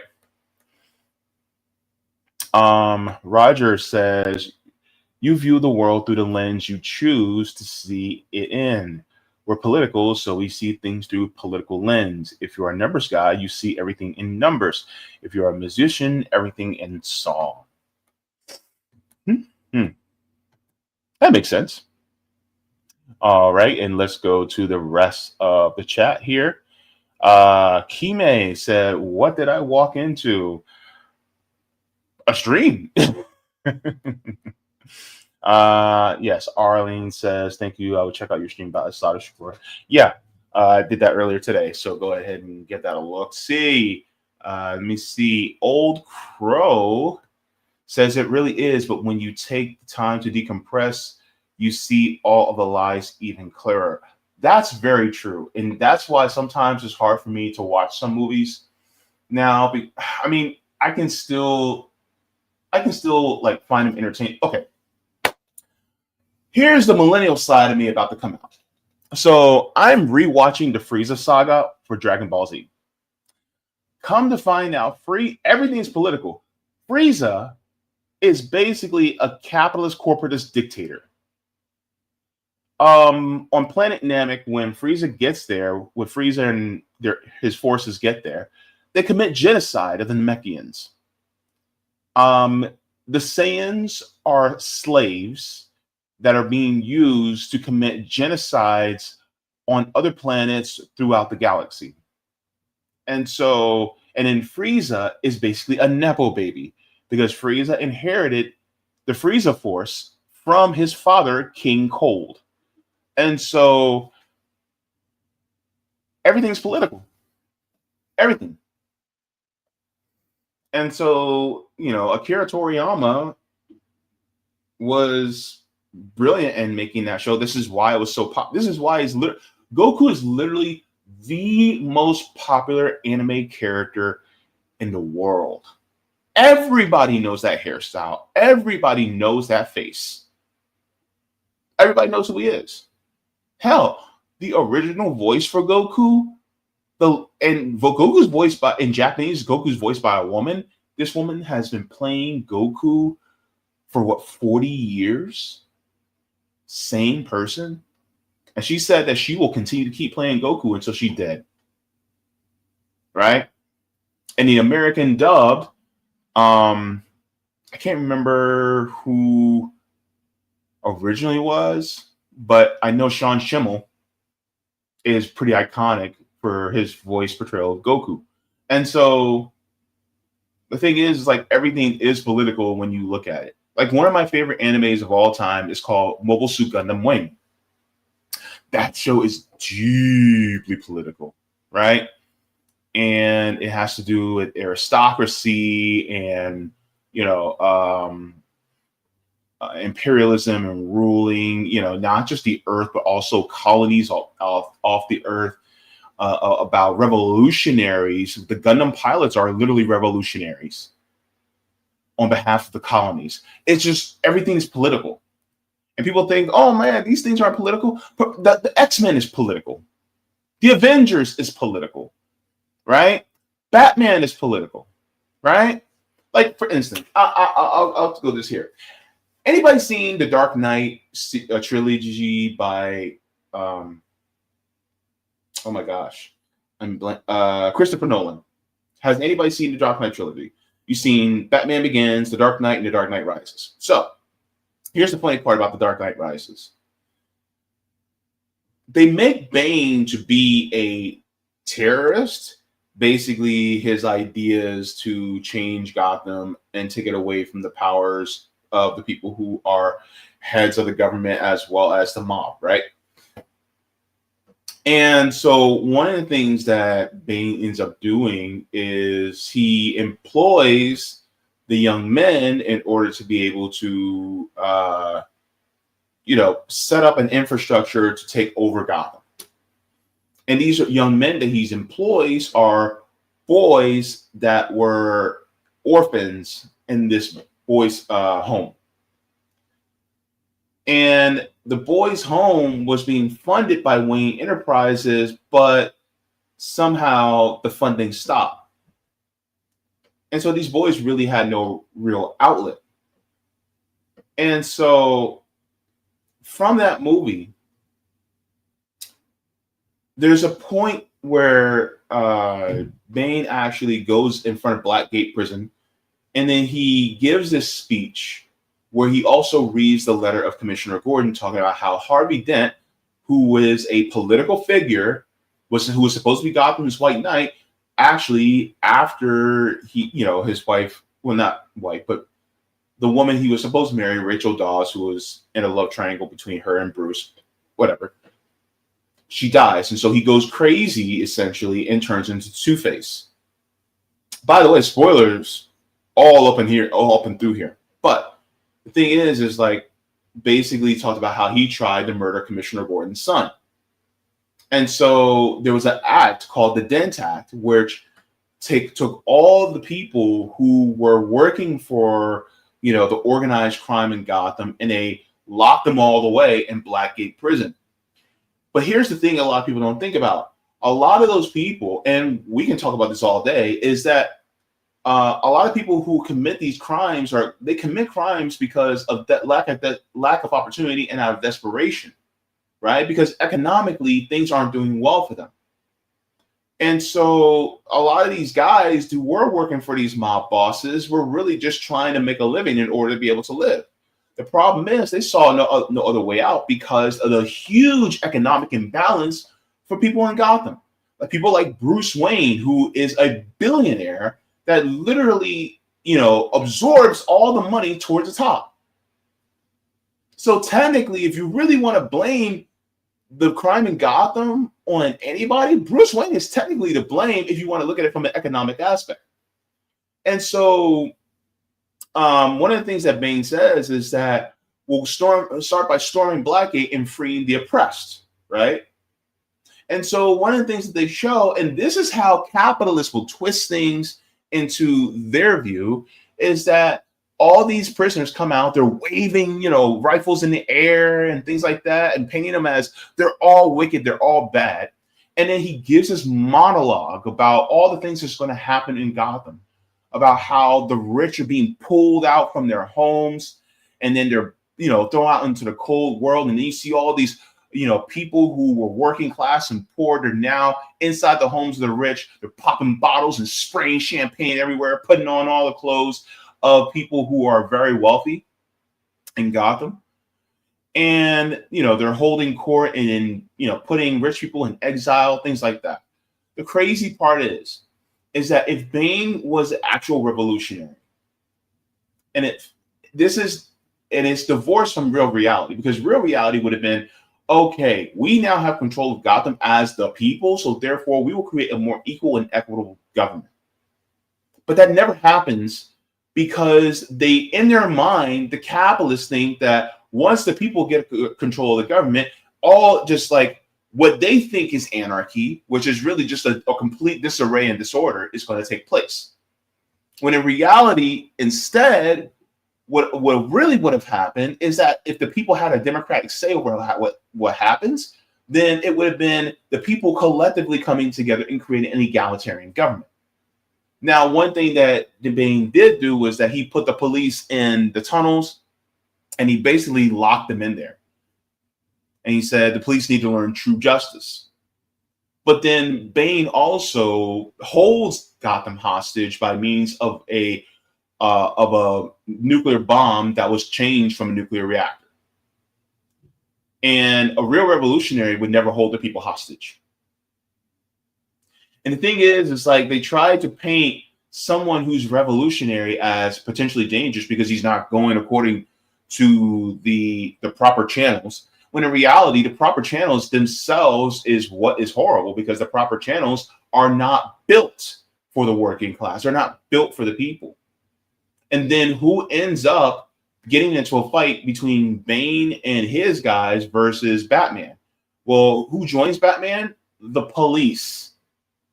The same people who were tasked with oppressing the people who are working and poor, who decided to work for the mob, and then in turn had to start working with Bane in order so that they will no longer be oppressed, because economically the system is so out of whack against the working class people.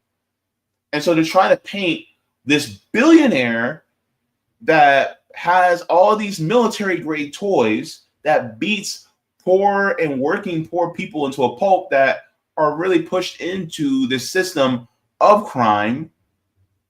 And he's teamed up with the police. And so basically meaning that, oh, well, the billionaire's the good guy. The cops who bash our heads in every day in real life, they're the good guys.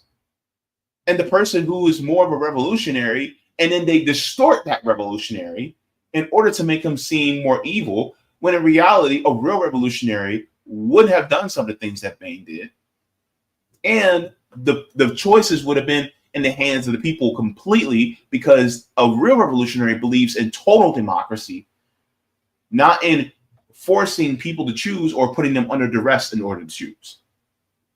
And so this is one of the things that I think that everything is political, because that's exactly what happened with the Dark Knight Rises. And so it just goes to show how even in our movies and fantasy, we're constantly under propaganda and brainwashing in order to think that the people who are in power are always working in our best interest, when in reality they're not. They're actually working in the best interest of the parasite class. And then they put these movies in front of us that try to confirm that, oh yeah, we're doing the right thing by allowing the parasite class in order to rule over us. Because apparently we can't do it ourselves because we're too stupid, or we're too dumb, or we're too unruly. You see what I mean? And then this confirmation bias, because when we want to rule over ourselves, but because of the system and the way it's operated, it puts us in poverty. So then we actually end up having maybe to break the law in order to be able to survive. Then the parasite class goes, see, we knew that they couldn't rule over themselves. Look how unruly they are. When it's like, no, we didn't make the system this way. You guys did. And it's not through democracy, because the thing is that the democracy that we have actually doesn't exist. Just look at last year during the Democratic primaries. What Democratic primaries? There wasn't one. So this is the intersection of politics and everything else that comes together, including in entertainment. And we're constantly being lied to, even in entertainment, like, for instance, in a Christopher Nolan film. Don't get me wrong. I still love the Batman, the Dark Knight trilogy, and I still watch it down to this day. But it's under no reservation that is complete fantasy, especially about when it comes to people who want to rise up and change the system fundamentally overall. So yeah, I hope I didn't over-explain, but yeah, there you go.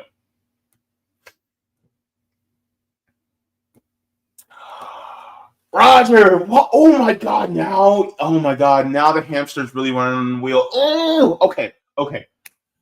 Was Eric Killmonger really the bad guy? Eric Stevens, aka Killmonger, in the Black Panther movie.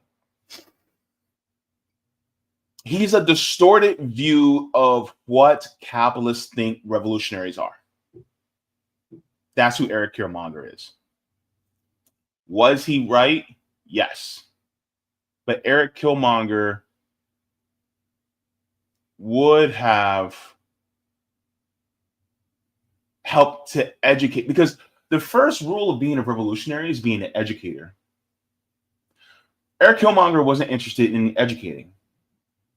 And that's on purpose, because a real revolutionary would have been educating the people on top of saying, okay. And plus, a real revolutionary wouldn't have wanted to be a king. He wouldn't have wanted to be a king. He would have wanted to democratize Wakanda. Because a real revolutionary would have said, you know what? We're not going to have a monarchy anymore. It's going to be complete and total democracy.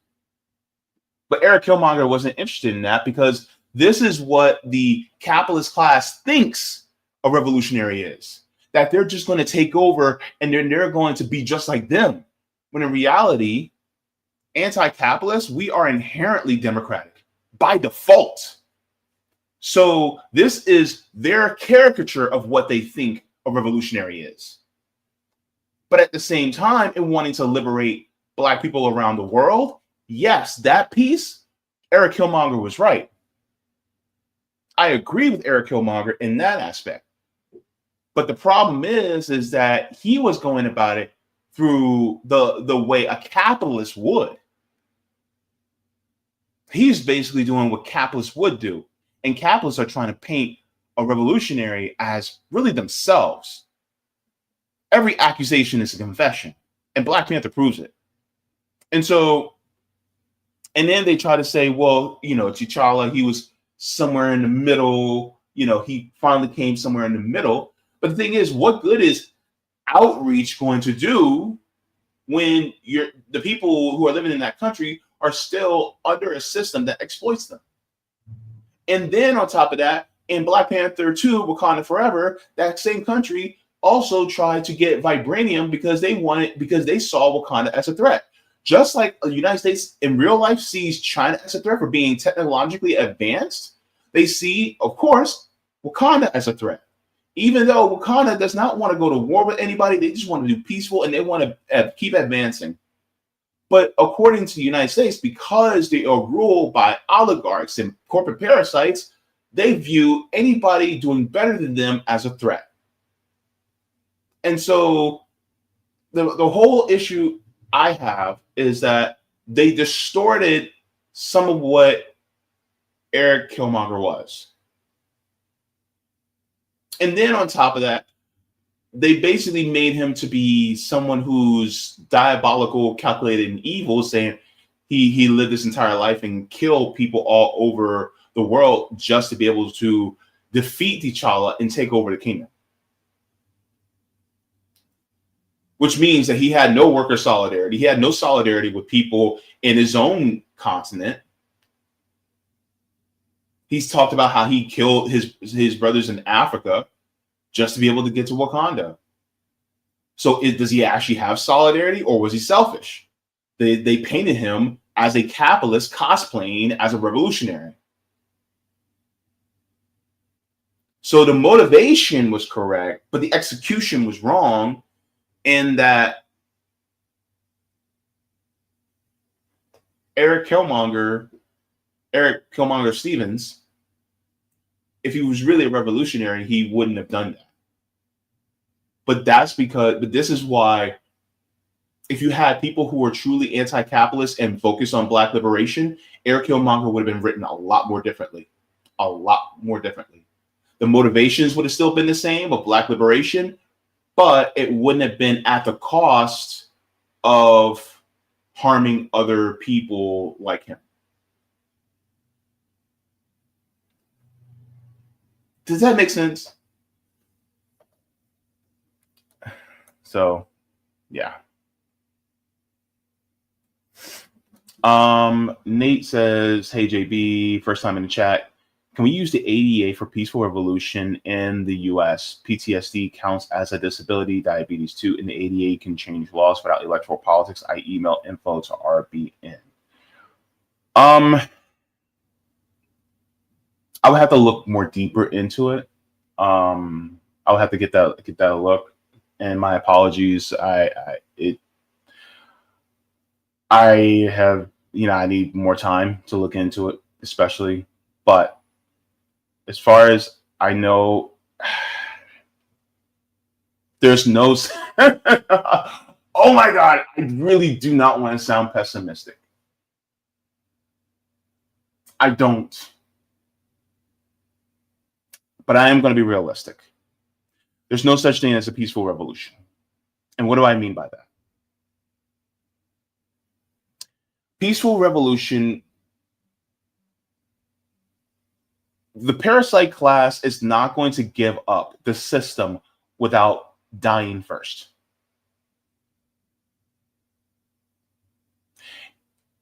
If the phrase "over my dead body" was ever an embodiment of anybody, it was the parasite class. They would rather you take the system away from them and from their cold dead hands. And it's not that revolutionaries are violent. It's that revolutionaries are trying to do things the peaceful way, but the system and the people who are heads over the system react violently to what peaceful revolutionaries are trying to do. And so in turn, in doing so, when revolutionaries are trying to do things in a peaceful way, we're peaceful, but we're not pacifist. Meaning that a revolutionary would, they will defend themselves. And so they will send authorities after them to stop them from conducting the peaceful revolution, which is honestly in the Constitution for us to be able to do, actually. But they're doing it peacefully, but then they send the goons after them in order to stop them from doing any type of peaceful revolution. And it's just like what JFK said. He said, those who make peaceful revolution impossible make violent revolution inevitable. And this is why I say there's no such thing as a peaceful revolution, because the corporate and parasite class will not allow it, because they do not want to give it up willingly, and they never will. So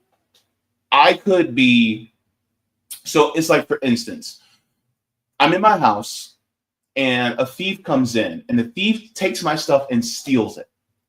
So instead of being violent and taking them out, neutralizing them, and taking my stuff back, I sneak in and I try to take my stuff back without them knowing. And then in doing so, because I didn't harm them, but they try to harm me. And so guess what? I have one of two options. Either keep the theft in place and allow them to keep stealing from me, take me out, delete me from life, or I fight back. And it's going to end up being the third option because of the way the system operates.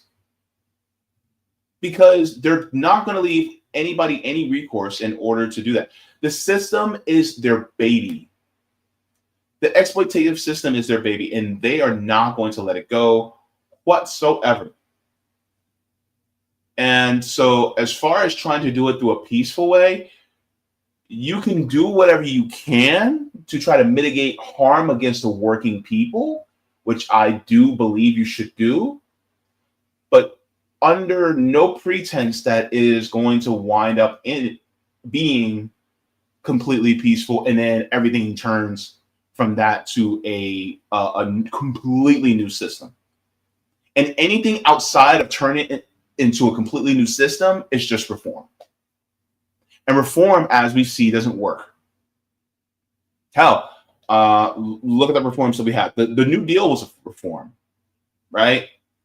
Things like Social Security, Medicare, Medicaid, those were reforms. I'd even go so far as to say that the Civil Rights Act and the Voting Rights Act of 1964 and 1965, those were reforms. All these things were reforms. But the question is like, okay, can reforms be reversed? Yes.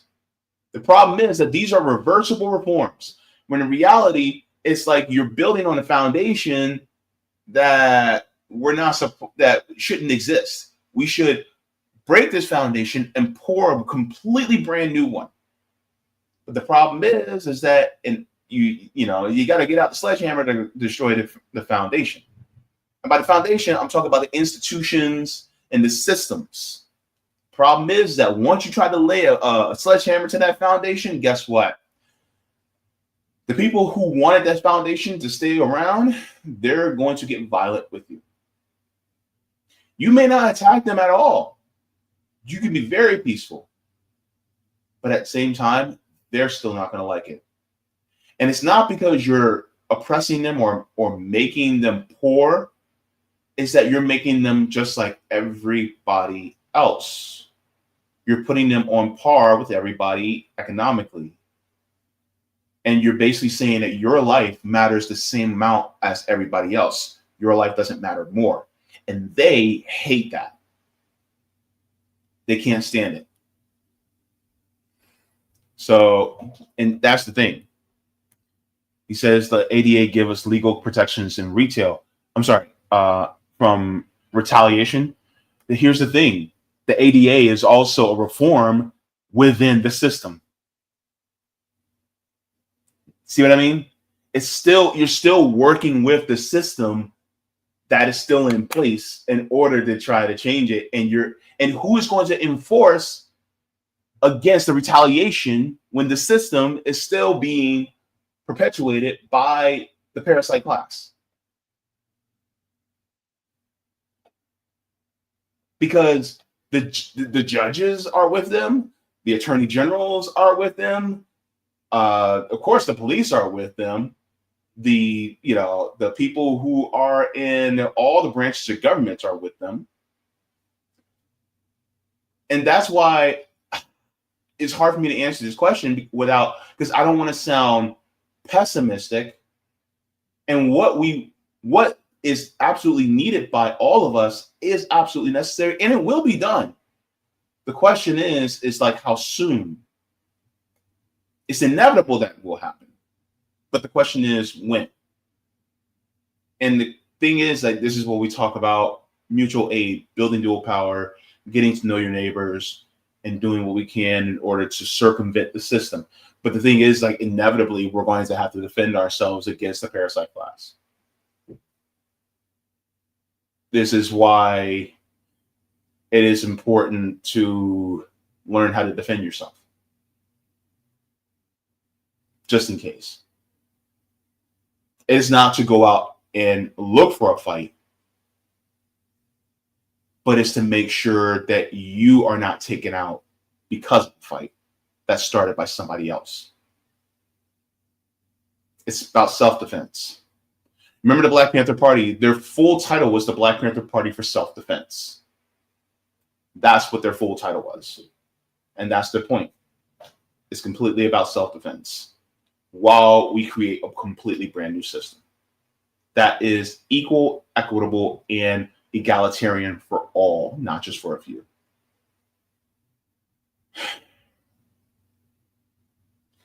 I hope I didn't go too long and too long-winded. I'm sorry. I apologize.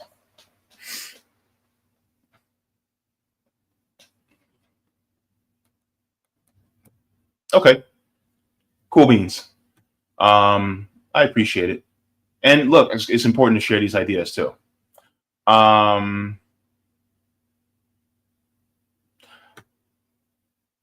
don't know if I can play from my computer, Roger. I am sorry. And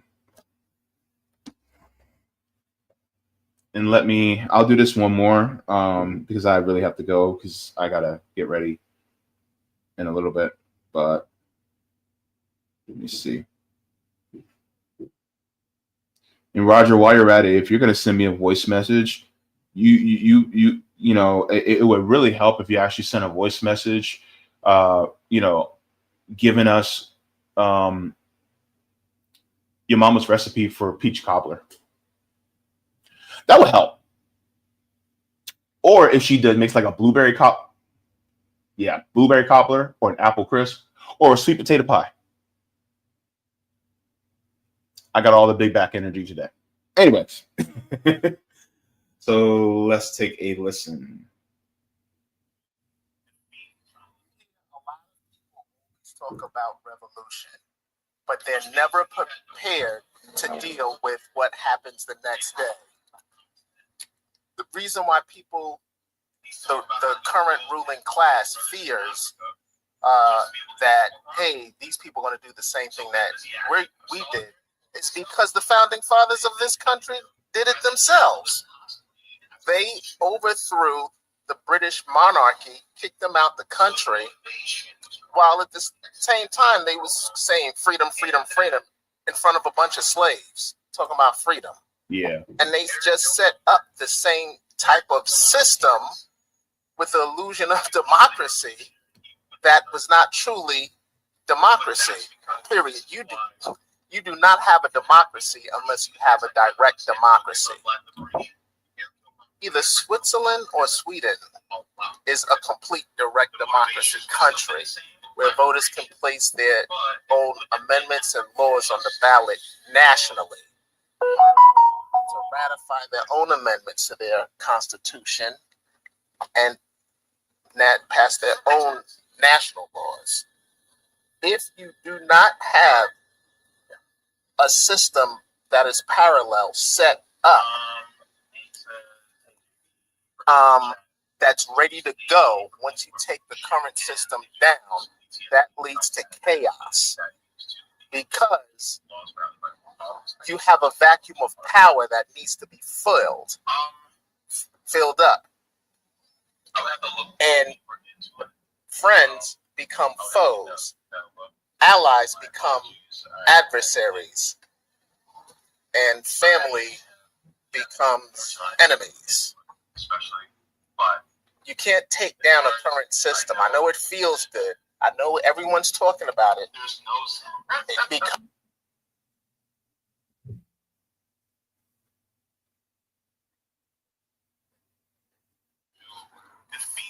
You hear a lot of people always talk about revolution, but they're never prepared to deal with what happens the next day. The reason why the current ruling class fears that, hey, these people are going to do the same thing that we did is because the founding fathers of this country did it themselves. Okay. So this is why we talk about building dual power, right? To answer Roger, it's about building dual power. So the thing is, like, the problem is that a lot of people think that revolution is going to happen, and no, it can't happen in a vacuum, because if it does, then somebody else will take that place. This is why building dual power and establishing a government within the United States government is actually important. The problem is that a lot of people, you're in the very early infant stage, not even infancy. We're in the embryonic stages of this. And so this is, that's the point. You have to build dual power in order for that to happen. So while, before a revolution can actually take place, and this is what the Black Panther Party were doing, is that they were building that dual power. Also, the ruling class knows this too, and they're trying to prevent you from even gathering the resources and the infrastructure in order to be able to build dual power. And so I think that's the point. Because once you have that dual power presence in place, then a revolution can come. The thing is like people, you can't put the cart before the horse. And the problem is some people want to put the cart before the horse because they're anxious because this system has been that bad. And I get it. Totally get it. We are all suffering. At the same time, you got to build these systems first in order to fight, in order to build that dual power. The problem is that you're going to have to do it outside of the current system that we have. And because the current system is not going to allow you to build dual power to go up against it. So a separate system has to be built. And that comes with doing mutual aid and, building systems, new systems that are completely governed by the people democratically. And so I think that's the point. And yes, Roger, civil wars always follow revolutionary wars if we don't prepare beforehand. But that's part of the preparation, right? Part of the preparation is to build that dual power and do it with the guidance and consent of the people. But at the same time, people still have to go through education in order to be able to learn what systems would work and what systems don't. And this is why it's important to study history and see what happens and see the results that we want within a particular system. So if we want, a universal healthcare system, if we want, free childcare, if we want, mass public transit. And the thing is, like, we have different countries that we can pull examples from, whether it's the Bolivarian example, whether it's the Bolshevik example, whether it's the Chinese example, whether it's the Burkinabe example, whether it's the Vietnamese example. There's so many different examples that we can pull from. And the best part is we don't have to emulate exactly their style. We can do it American style. And then we can pull from the great ideas from each one without having to make and repeat the same mistakes that they have made in the past. That's the beauty of it. That's the beauty of not being the first. As in you can learn from the mistakes of the ones prior. But yeah, so thank you very much. I have to get going because my brother's hungry and I'm thinking about cookies right now. And it's my cheat meal, baby. All right, guys, take care. Thank you so very much to Niko for joining in. And let me see. Good to see everybody here in the chat. Got to head on out. But guys, I will see you on Sunday. I think it's Sunday. Yeah, for the JB show. I don't have any guests. I'll just be doing news stories. But then next week, I should have a guest from the Florida Palestine Network joining me on Tuesday. So you guys get to stay tuned for that. We're going to have a great conversation, and I cannot wait to talk about it. So, everybody. Oh, and by the way, I forgot. JB, what? Come on, bro. We got to thank the patrons, right? All right. So, hang on. Where is it at? Where you at? All right. So, let's thank the patrons on Patreon before we head out because it's like, why didn't I do that? All right. So, thanks to all the patrons on Patreon. Here are the tiers. We have Mega JB Faunters, Super Duper JB Faunters, Super JB Faunters, JB Faunters. We have Comrade, Solidarity, and JB members. And thank you to brand new member, Derek Hankpond. Thank you so very much for becoming a member on the channel. It helps keep the lights on, and it helps keep me being able to get some of those yummy cookies. Thank you so much. Appreciate it. Hopefully I can get it with some milk. All right, everybody. Take care and have a great one. Thanks again to Niko House. And if I don't get to hear from him before his new kid is born, congratulations. All right. Take care, everybody. Water your plants, water yourselves, leave the world better than you found it. Do all the things if you got them. And forehead kisses. And always remember, everything is political. Bye. Thank you so much for watching. and I appreciate it from the top and bottom of my heart. If you'd like to see any more, you can look here. One, forehead kisses.